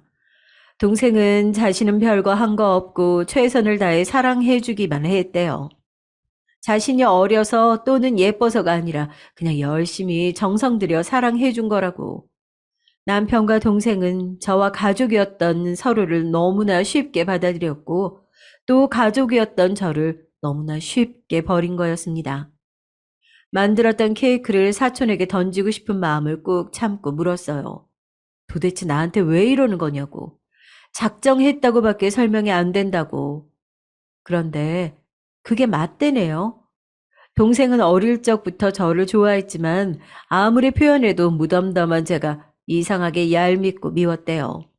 분에 넘치는 다정한 부모님과 주변 사람들이 있지만 저는 받을 줄밖에 모르는 사람 같다고요. 그래서 사랑을 바라고 받을 줄 알고 다시 갚을 줄도 아는 자기가 그 자리를 대신하고 싶었대요. 그게 말이 돼? 왜 말이 안 돼? 난 언니가 너무 믿고 싫었는데?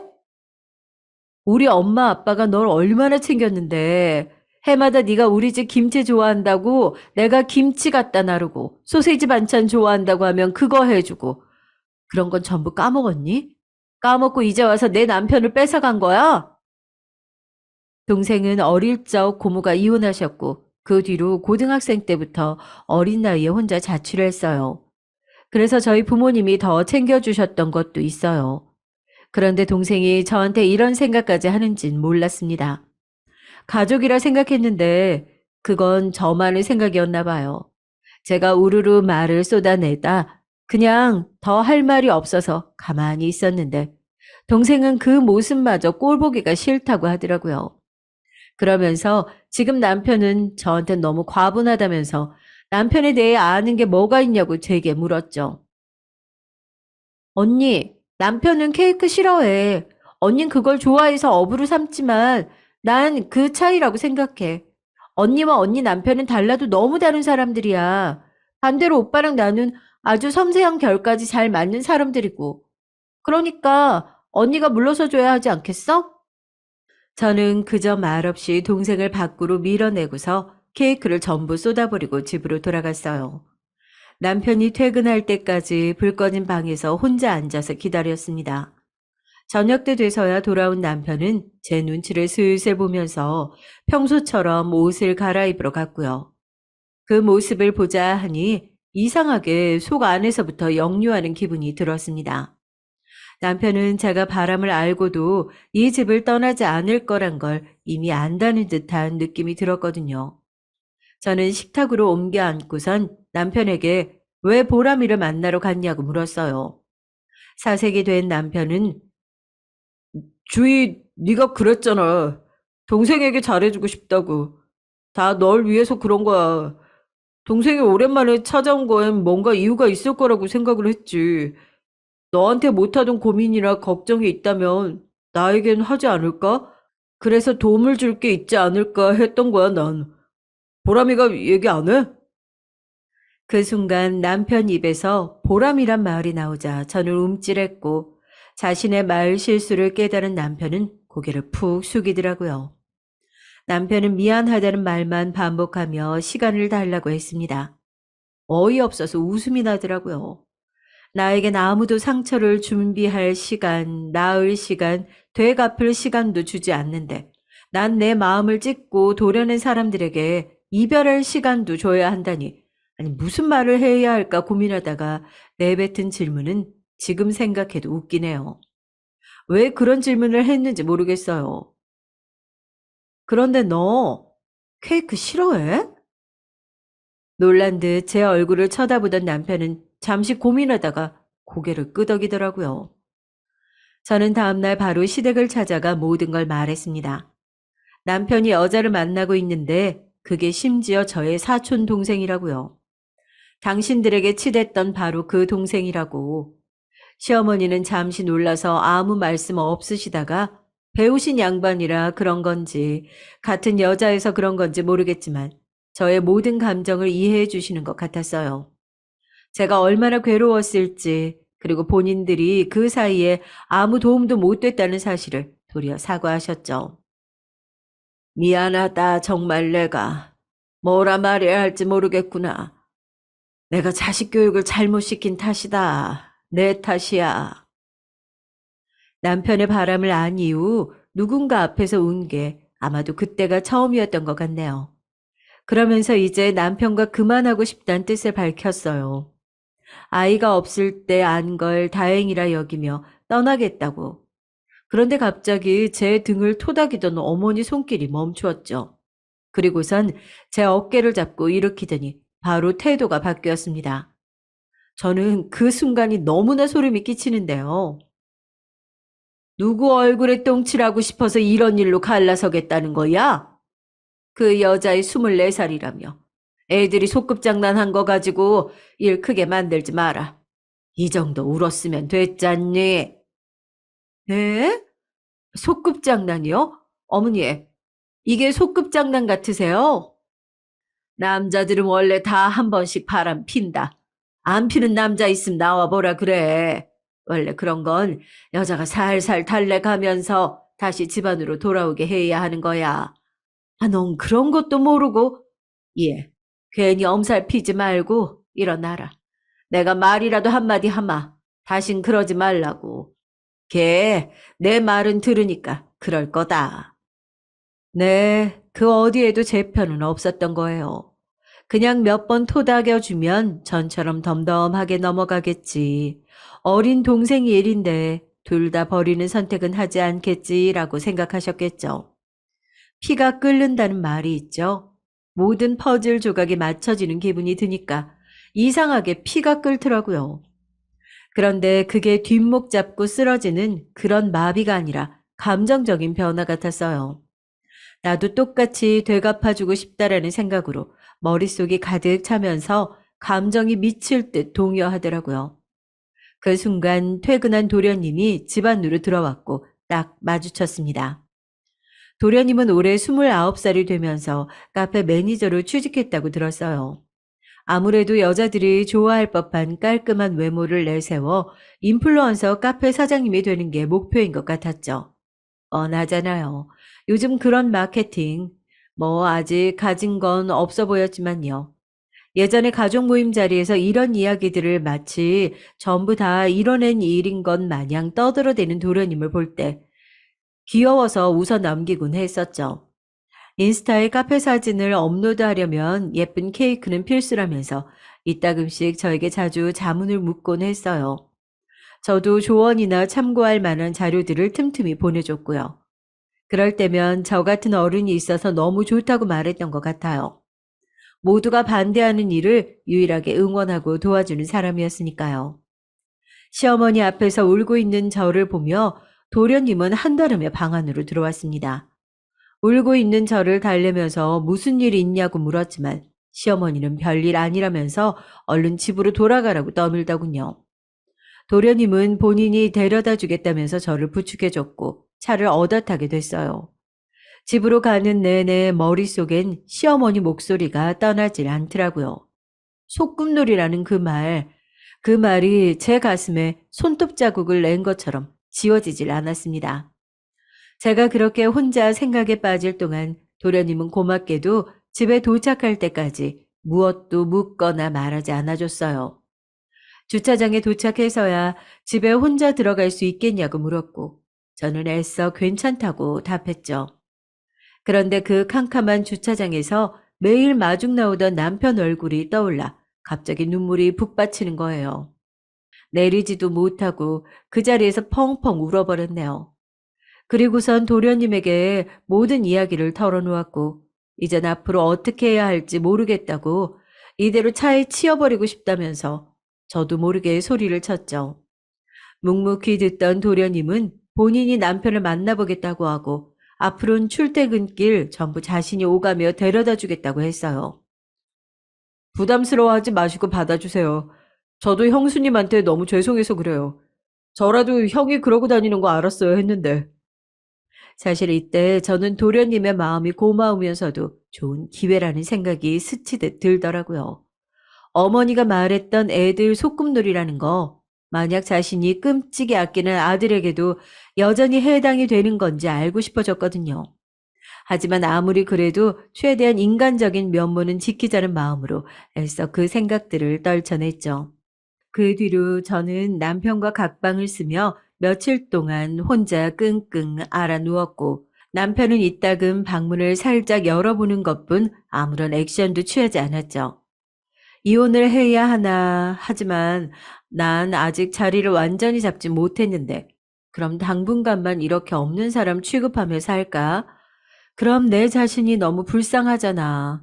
남들이 이런 불화를 이야기할 때면 전 무조건 이혼해라는 입장이었는데 막상 저에게 이런 상황이 오니까 이성적인 판단이 안 되더라고요. 이혼이란 말을 내 인생에 갑자기 새기려고 하니까 생각할 게 너무 많더라고요. 잡념이 많아지다 보니까 판단력은 점점 흐려져 갔죠. 그렇게 아무것도 못하고 이렇게 모든 게 끝나나 싶은 마음으로 하루하루 시간이 무의미하게 흘려보냈어요. 그런데 사촌 동생에게 갑자기 카톡 하나가 오더라고요. 볼까 말까 고민하다가 확인해 봤습니다. 언니, 우리가 그때 못다 한 케이크 완성했어. 그러니까 너무 걱정하지 말라고. 이렇게 사진 보내. 동생이 보낸 사진은 저번에 저에게 맡겼던 케이크를 완성한 모습이 담겨져 있었어요. 아마도 다른 가게를 찾아가 완성시킨 거겠죠. 이번엔 이름까지 완성시켜서 둘은 계속 만나고 있던 겁니다. 그리고 그걸 나한테 사진까지 보내면서 선전포고를 하는데 정말이지 부글부글 끓어올랐어요. 그 사진을 보니 동생과 남편에겐 내가 케이크를 만들던 게 시어머니 말처럼 소꿉놀이처럼 보였겠다 싶더라고요. 또 다시 피가 끓는 기분을 느꼈습니다. 다시금 똑같이 갚아주겠다는 목표를 다짐했죠. 그래요. 애써 털쳐냈던 그 위험한 생각을 통해서 말이죠. 그들은 이미 도덕적인 양심을 버렸는데 왜 나만 꿋꿋이 지켜야 하나요? 다음 날부턴 멀쩡히 가게로 출근했습니다. 아, 도련님 차를 타고요. 본인 형에게 상처 입은 형수를 위해서 순수한 도련님은 최선을 다했던 것 같아요. 그 모습이 고맙기도 안쓰럽기도 때로는 역겹기도 했습니다. 어찌 됐건 증오스런 남편의 핏줄이니까요. 도련님은 남편을 아직 못 만났다고 하더라고요. 자신이 전화도 걸고 문자도 남겨봤는데 답장이 없더래요. 그러면서 형은 한번 사고 칠 줄 알았다고 워낙 금사빠에 충동적인 사람이라 그렇다면서 험담 아닌 험담을 하더군요. 그러고선 아차 싶었는지 말을 아꼈지만요. 그렇게나 남들이 다 알고 가볍게 치부해버릴 사람인데 전 무슨 콩깍지가 꼈기에 그렇게 좋아했을까요? 어쩌면 그런 콩깍지가 운 좋게 벗겨지지 않아서 금슬 좋은 오래된 부부가 되나 싶었죠. 저 도련님 이렇게 태워주셔서 감사해요. 제가 뭐 별다르게 해드릴 건 없는데 케이크 만드는 법 배우실래요? 배워두시면 나중에 카페에 도움될 것 같은데. 정말요? 좋죠, 형수님. 그 이후로 저는 도련님에게 고마움을 갚고자 케이크 만드는 법을 알려주겠다고 했어요. 순진하게 너무나 좋아하는 도련님 얼굴을 보자 살짝 미안함을 느꼈지만 어쩔 수 없었어요. 내가 희망을 가질 방법은 그거 하나뿐이었으니까. 제가 출근한 뒤로 1시간, 퇴근하기 전 1시간씩 도련님과 함께 베이킹 작업을 했어요. 우리는 형수와 도련님이라는 관계를 잇고서 오래된 선생과 제자처럼 공부했죠. 저를 곧잘 따랐고 저도 그게 싫지 않았습니다. 그러다 도련님이 하루는 그런 말을 하더라고요. 형수는 베이킹 할 때 표정이 엄청 다양한 것 같아요. 그게 참 재밌어요. 아마도 형수 자체가 솔직한 사람이라 그런 거겠죠? 저라는 사람은 매번 로봇 같다, 지루하다는 말이 꼬리표처럼 따라오곤 했는데 그런 말은 처음이었던 것 같아요. 베이킹을 하며 손길이 스치는 순간들이 늘어나서 그런 걸까요?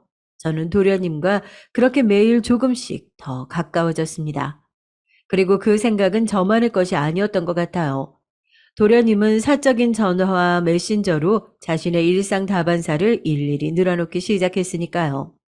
마치 오래된 여자친구에게 하듯이 아마도 창업 준비를 하면서 많이 외로웠던 것 같아요. 가족 누구도 응원해주지 않는 일이었거든요. 다들 내가 망할 거라 생각해요. 길거리에 널린 게 카페인데 제가 무슨 사정을 하냐고. 근데 그 말을 자꾸 들으니까 나도 언제부턴간 그게 진짜일 것 같더라고요. 자신감도 없어지고. 아니에요. 잘할 수 있어요. 잘하고 있잖아요. 고마워요.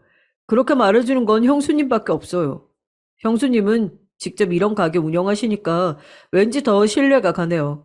저 형수님 말만 믿을래요.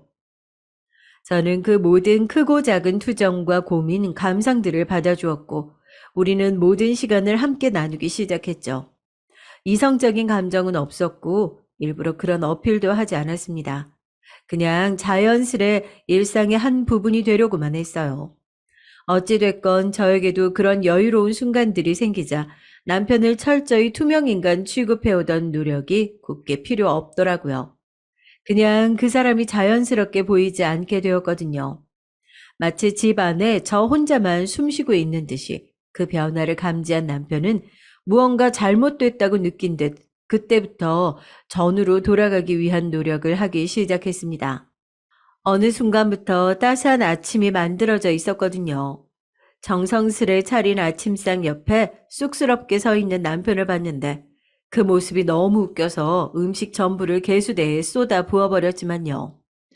동생과 끝냈다는 말은 하지 않으면서 그런 식으로 어정쩡하게 관계를 개선하려는 게 참 멍청하다 싶었어요.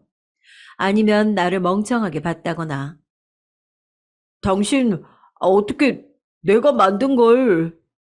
절 보고 무척 섭섭해하는 남편의 얼굴을 보니 그게 더 기가 막혔죠. 제가 어디까지 참을 수 있는지 마치 인내심 테스트라도 하는 듯 했습니다. 그러던 어느 날 또 하나의 일이 터지고 말았어요. 사촌 동생이 무작정 제 가게로 찾아온 거예요. 마침 손님이랑 이런저런 대화를 하면서 계산을 하고 있었는데 갑자기 저한테 이러는 거죠. 언니가 무슨 짓을 해도 우리 사이 흔들리지 않는다. 그러니 주제 넘게 끼어들려 하지 말라. 이런 식의 말들이었는데 아마도 남편이 소홀해진 모양이겠죠. 그러니 그 화를 남편에게 풀지 못하고 저에게 풀려 하고요. 전 그냥 옆에서 손님이 있건 없건 그닥 신경 쓰이지 않는다는 듯 웃어줬어요. 그냥 제가 웃는 게 이 아이한테 가장 가슴 아플 일일 테니까. 역시나 여유로운 제 미소에 동생은 더 펄펄 날뛰었고 그러더라고요. 언니가 그렇게 웃으면 뭐라도 된 것 같아? 언니가 이혼 안 하고 베길 수 있을 것 같아? 나도 생각이 있어 다.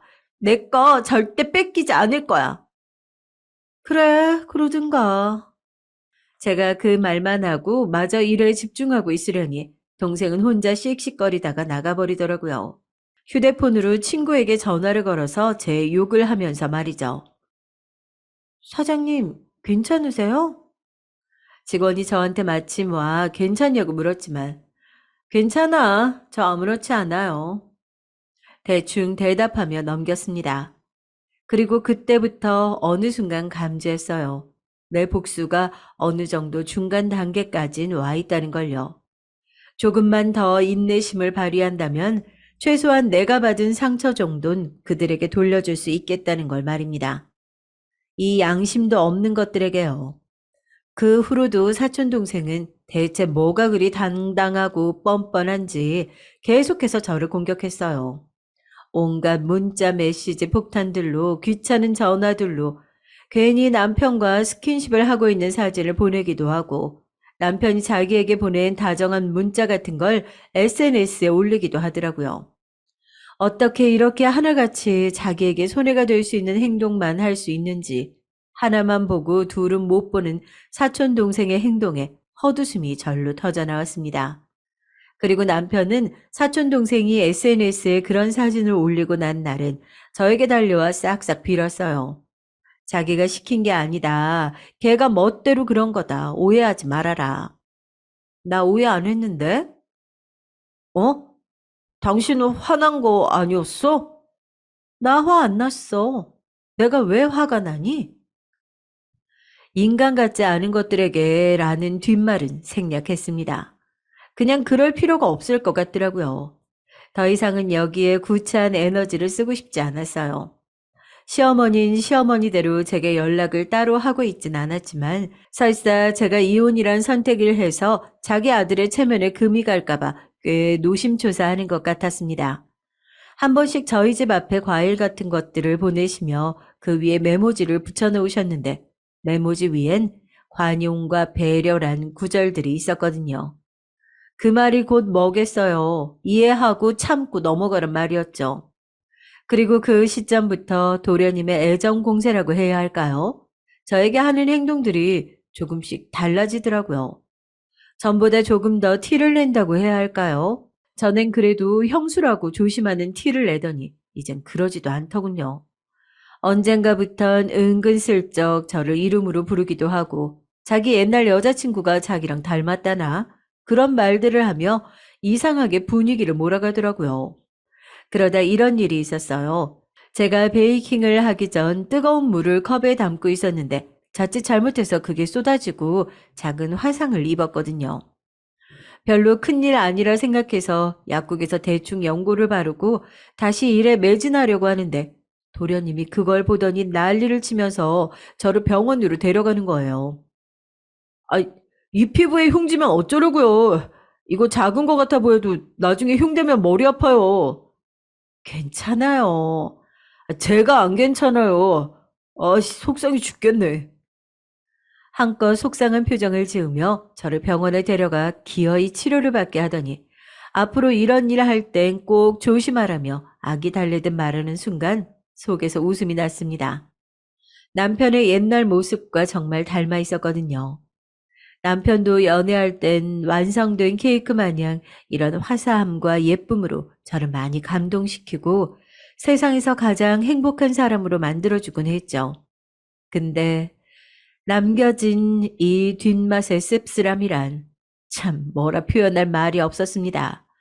도련님은 제 상처를 확인해야겠다는 명목으로 전보다 더 자주 가게에 들렸고 전 그냥 다름없이 한결같이 도련님을 받아주었죠. 그렇게 일상을 유지해 나가면서 도련님은 의중을 떠보려고 하더군요. 제가 자기에게 마음이 있는지 아닌지. 하지만 전 그에 아무런 대꾸도 하지 않았어요. 그리고 그날 밤 여지없이 도련님이 퇴근길에 데리러 와주기로 했어요. 비가 많이 내리고 있어서 저는 우산을 들고 도련님을 기다리러 밖으로 나왔죠. 그런데 남편이 문 밖에서 서 있더라고요. 반차를 내고 저를 마중 맞던 거예요. 저기, 당신 비 오니까 힘들까 봐 왔어. 그래? 고맙네. 예전과 같은 미소를 억지로 만들어내며 저를 맞이하는 남편을 보자 드디어 때가 왔다 싶었고 이 때를 놓치면 안 되겠다 싶더라고요. 그래서 그대로 옷자락을 붙잡았어요. 보여줄 게 있으니까 잠시만 기다려달라고. 남편은 무슨 일이냐고 물었지만 저는 잠시만 기다려달라는 말만 반복했습니다. 남편은 자신에게 그런 부탁을 하는 게 오랜만이라 감격한 건지 알겠다며 옆에 서주었습니다. 이윽고 도련님 차가 미끄러지듯 골목 안으로 들어왔어요. 도련님 차를 알아본 남편의 얼굴이 바로 굳더라고요. 저는 이제 가봐도 된다며 남편의 옷을 놓아주었죠. 매일 시간 맞춰 데리러 오는데 오늘은 조금 늦은 것 같다는 말도 덧붙이고요. 도련님은 차에서 내렸고 남편은 왜 왔냐고 공격적으로 따져묻더군요. 형이 잘못한 일을 내가 되돌려주려고 한 거야. 네가 뭔데 나서? 그리고 이게 되돌려주는 거라고? 매일 형수를 데리러 오는 게? 야, 너는 대체 뭔 생각으로 이러는 거냐? 너 미쳤냐? 형이야말로 미쳤지. 와이프를 두고 어린애랑 놀아나? 형 옛날부터 내가 알아봤어. 하여튼 인생 진짜 더럽고 피곤하게 살아. 도련님은 나름 제 남편에게 쌓인 게 많았던지 생각보다 공격적으로 굴더라고요. 그러면서 남편을 갖가지 말로 비난해대는데 둘의 분위기가 점점 가열되었을 때 저는 말다툼 중인 두 사람 사이를 지나쳐서 차에 올라탔습니다. 가자, 현중아. 나 피곤해. 일부러 도련님 이름을 또박또박 불러봤는데 바로 먹히더라고요. 남편 얼굴이 당장이라도 터질 것처럼 빨개졌거든요. 너 지금 이게 무슨... 정 그대로 남편을 지나쳤고 빗속에 남편을 두고 빠져나오는데 집 오는 내내 어찌나 웃기고 후련하던지 한참을 흥분해 있는데 그 기분을 지겨운 집안에서 삭히고 싶진 않더라고요. 그런데 도련님이 마침 제게 물었어요. 집에 돌아가도 괜찮겠냐고. 모르겠어요. 거기까지만 해도 충분했는데 그날의 빗소리 탓인지 차한 노랫소리 때문인지 이상한 용기가 나는 것 같았죠. 어차피 이 관계를 엉망진창으로 만든 건 남편과 보람이니까 나까지 한 숟갈 얻는다고 죄가 될 건 없으니까. 도련님, 오늘 밤 저랑 소꿉놀이 할래요? 도련님은 아무 말 없이 저를 바라보았고 이내 차를 돌렸습니다. 물론 그 다음날 집안이 발칵 뒤집어졌어요. 시어머니가 혼자 아침 대바람부터 저희 집으로 찾아왔거든요. 당직이었던 남편이 퇴근할 즈음 오셨기에 마음속으론 삼자 대면이라도 하시려나 싶었죠. 둘만 남았지만 어머님은 명색이 교감님 체면이 있으신지 머리채를 잡거나 밥상을 엎는 액션은 없었어요. 하지만 저를 쳐다보는 그 눈빛은 마치 산산조각 내겠다는 굳은 의지가 담긴 듯 했죠. 조용히 식탁에 앉은 후 물을 들이키고서 꺼내신 첫 말씀은 어제 현성이랑 통화하면서 다 들었다. 단도직입적으로 물으마. 현중이랑 무슨 사이니? 어제 현중이가 집에 안 들어왔거든. 이었어요. 기다렸던 질문을 들은 저는 최대한 생기 있는 미소를 지으며 답했죠. 사실 전 그 순간을 가장 기다렸는지도 모르죠. 그 일 때문에 여기까지 오신 거예요? 별거 아닌데. 그냥 애들이 소꿉장난 좀 한 거 가지고 일 크게 만들지 마세요, 어머니. 뭐야? 어머니가 한 말 그대로 돌려드린 것 뿐인데 왜요? 불쾌하셨어요?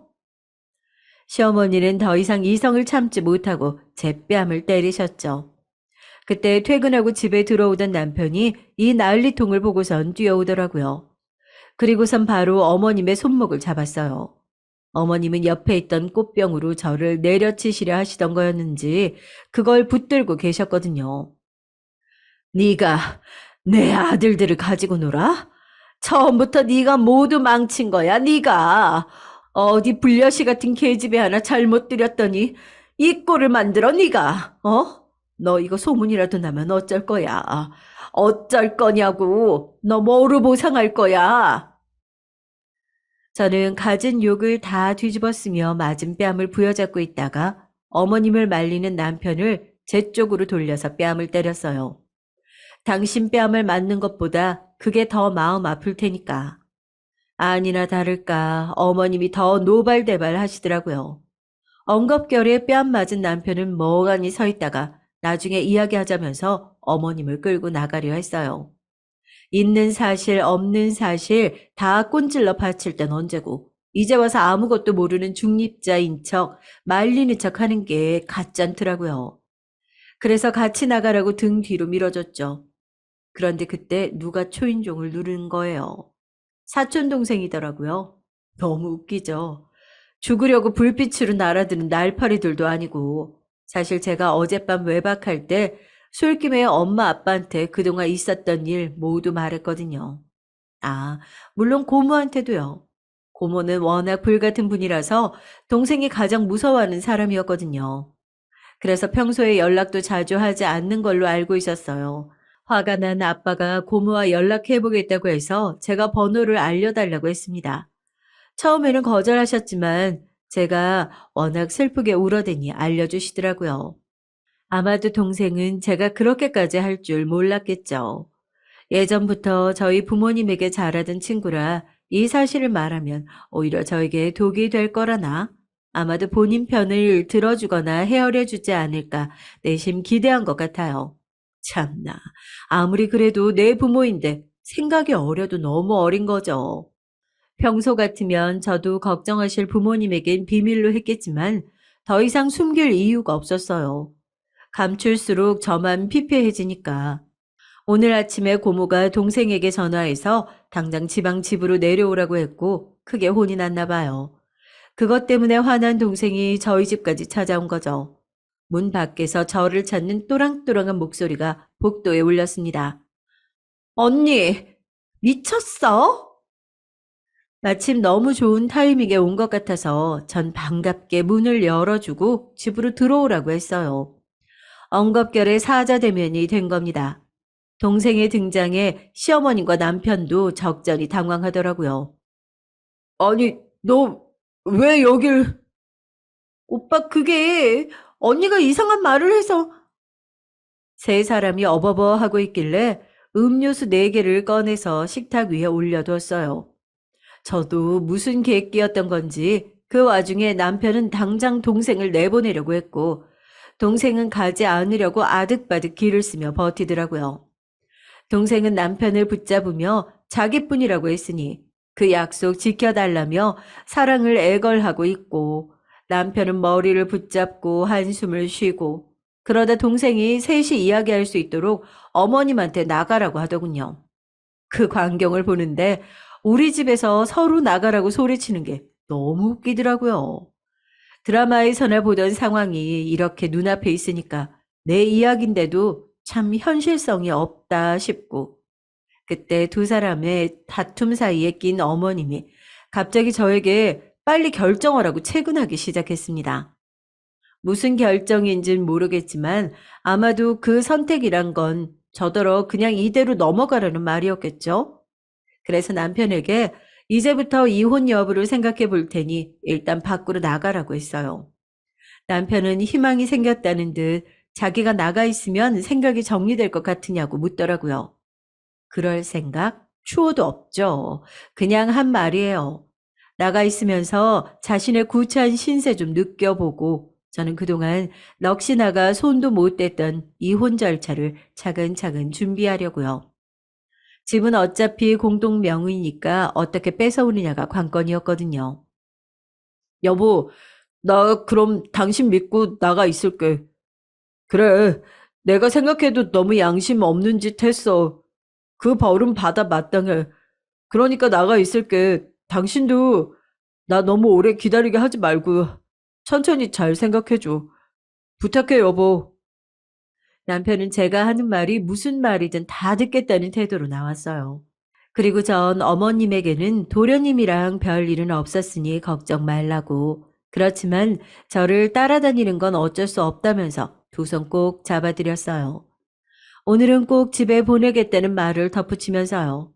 그러자 어머님이 다시 또 손을 올리는 걸 남편이 막더라고요. 아무 일 없었대잖아.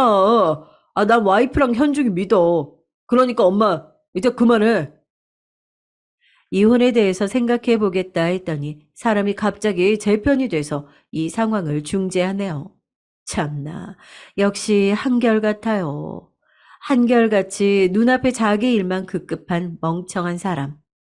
남편 말에 놀란 사촌동생은 결국 이렇게 멍청하게 당하려고 자기랑 끝내냐며 다시 날뛰기 시작했습니다. 시어머님도 그런 꼴은 처음 보셨는지 당황하더라고요.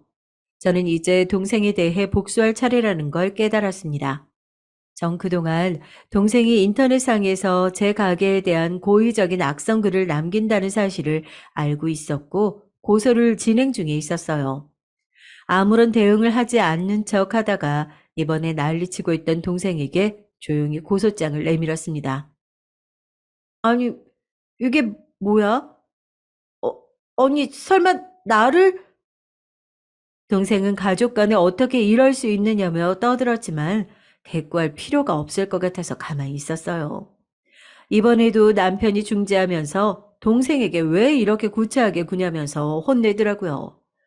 역시 어린애들은 상대 못하겠다면서요. 같이 놀아난 본인 생각은 전혀 못하나 봐요. 완전히 개판이었네요. 당신이 그럴 거 없어. 고소는 진행할 거야, 그대로.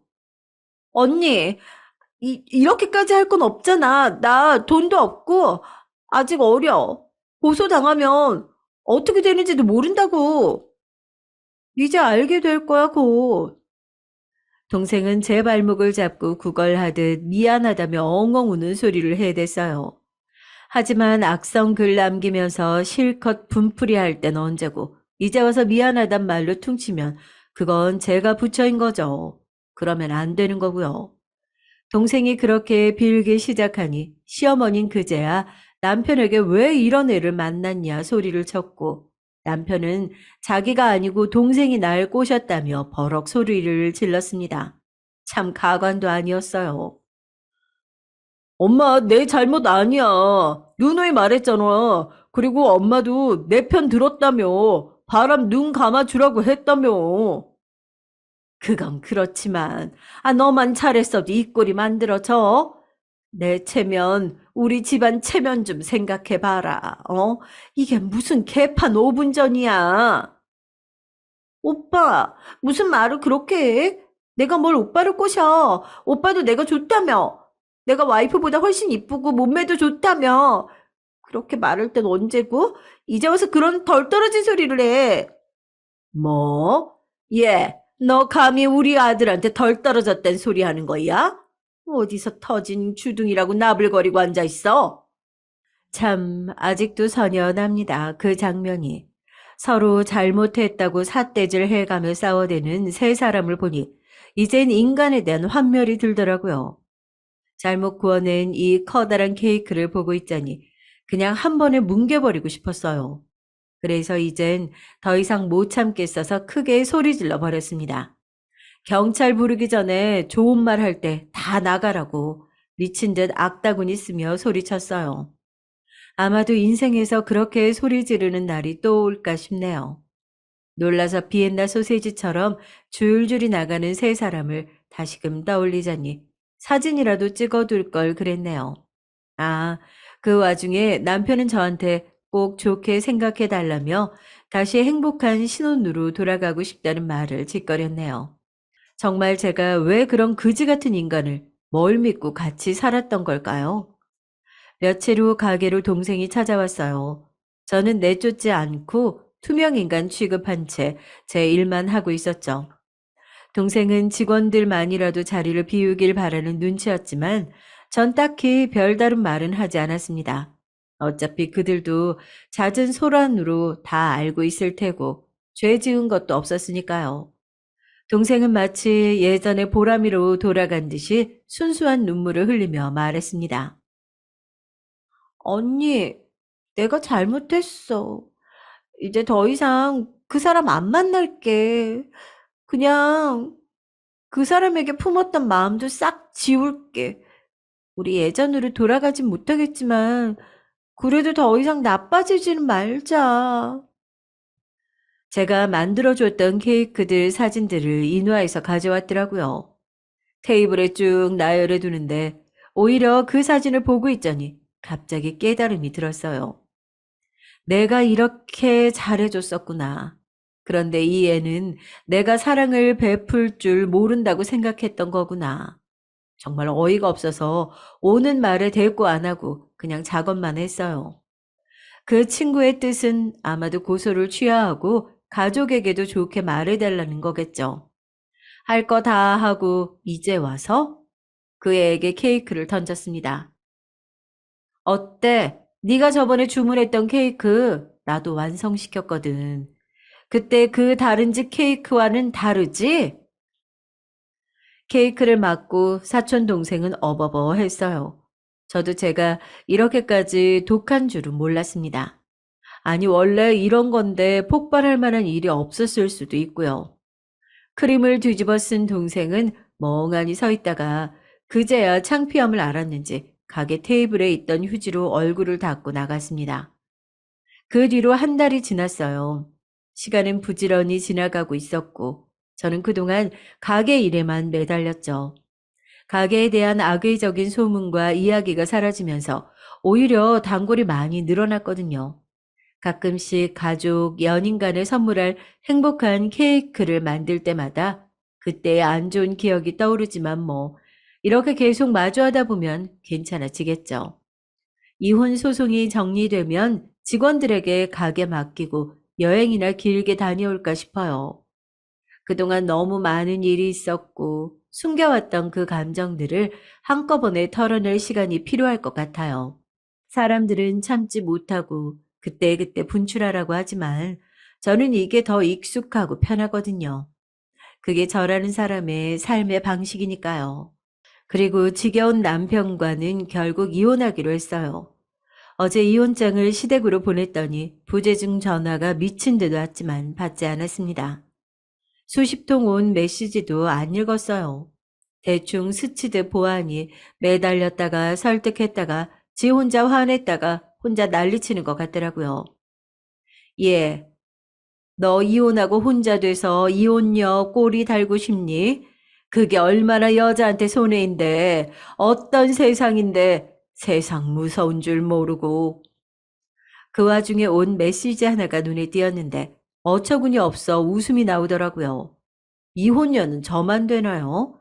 남편도 함께 이혼남 되는데 그건 생각 못하시고 고리타분한 편견 속에 갇혀 계시다니 불쌍하다는 생각마저 들더라고요. 차라리 그 시간에 위자료나 준비해 두었으면 싶은데 뭐 자기 팔자 자기가 꼬는 거구나 싶었습니다. 시어머님은 소문이 새어나갈까봐 쉬쉬하며 여전히 사회생활, 가정생활 잘 이어나가는 것 같았어요. 도련님은 제가 연락이 끊기면서 매일 형과 어머님께 울고불고 난리친다고 하더라고요. 미안한 감정은 없었어요. 그런 일말의 책임감이나 양심이 있었다면 아예 시작조차 안 했을 테니까요. 어머님은 본인 체면을 구기는 일을 가장 두려워하니 그런 집구석을 보며 늘 불안에 떨며 살았겠죠. 일부러 소문낼 마음은 없었지만 주부 단골도 꽤나 있는 저희 가게 특성상 소문이 빨리 날 수도 있고요. 맘카페는 정말이지 모든 소문의 요충지거든요. 모든 건 시간에 달린 일이라 생각하고 있어요. 아, 사촌동생은 지방으로 내려갔습니다. 그때 합의금을 받아낸 이후로 서울에서 지낼 형편이 안 돼 도망치듯 이사했다고 하더라고요. 그 후로는 어떻게 사는진 몰라요.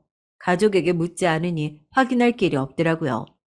그렇지만 아마도 딱 제가 겪었던 것만큼 지옥 같은 생활이 이어지고 있길 바랄 뿐입니다. 어린아이가 쓸데없는 객기로 부린 일이라고 하기엔 너무 커다란 잘못이었으니까요. 시간이 지나고 나면 어느 날 저도 더 이상 미워하지 말고 용서할 날이 올까요? 제 이야기는 여기까지입니다. 사람들이 말하는 사이다까진 아니지만 그래도 저는 만족해요. 한 사람이 망쳐지는 건 너무 쉽고 한 사람을 망쳐버리는 건 생각보다 유쾌한 일이 아니더라고요. 마음이 불편한 건 여전하긴 하니까요. 하지만 누가 뭐라고 해도 저는 지금 제 일을 사랑하고 지금의 제 하루를 사랑하니 그렇게 스스로 위로하도록 하겠습니다. 긴 사연 들어주셔서 감사합니다.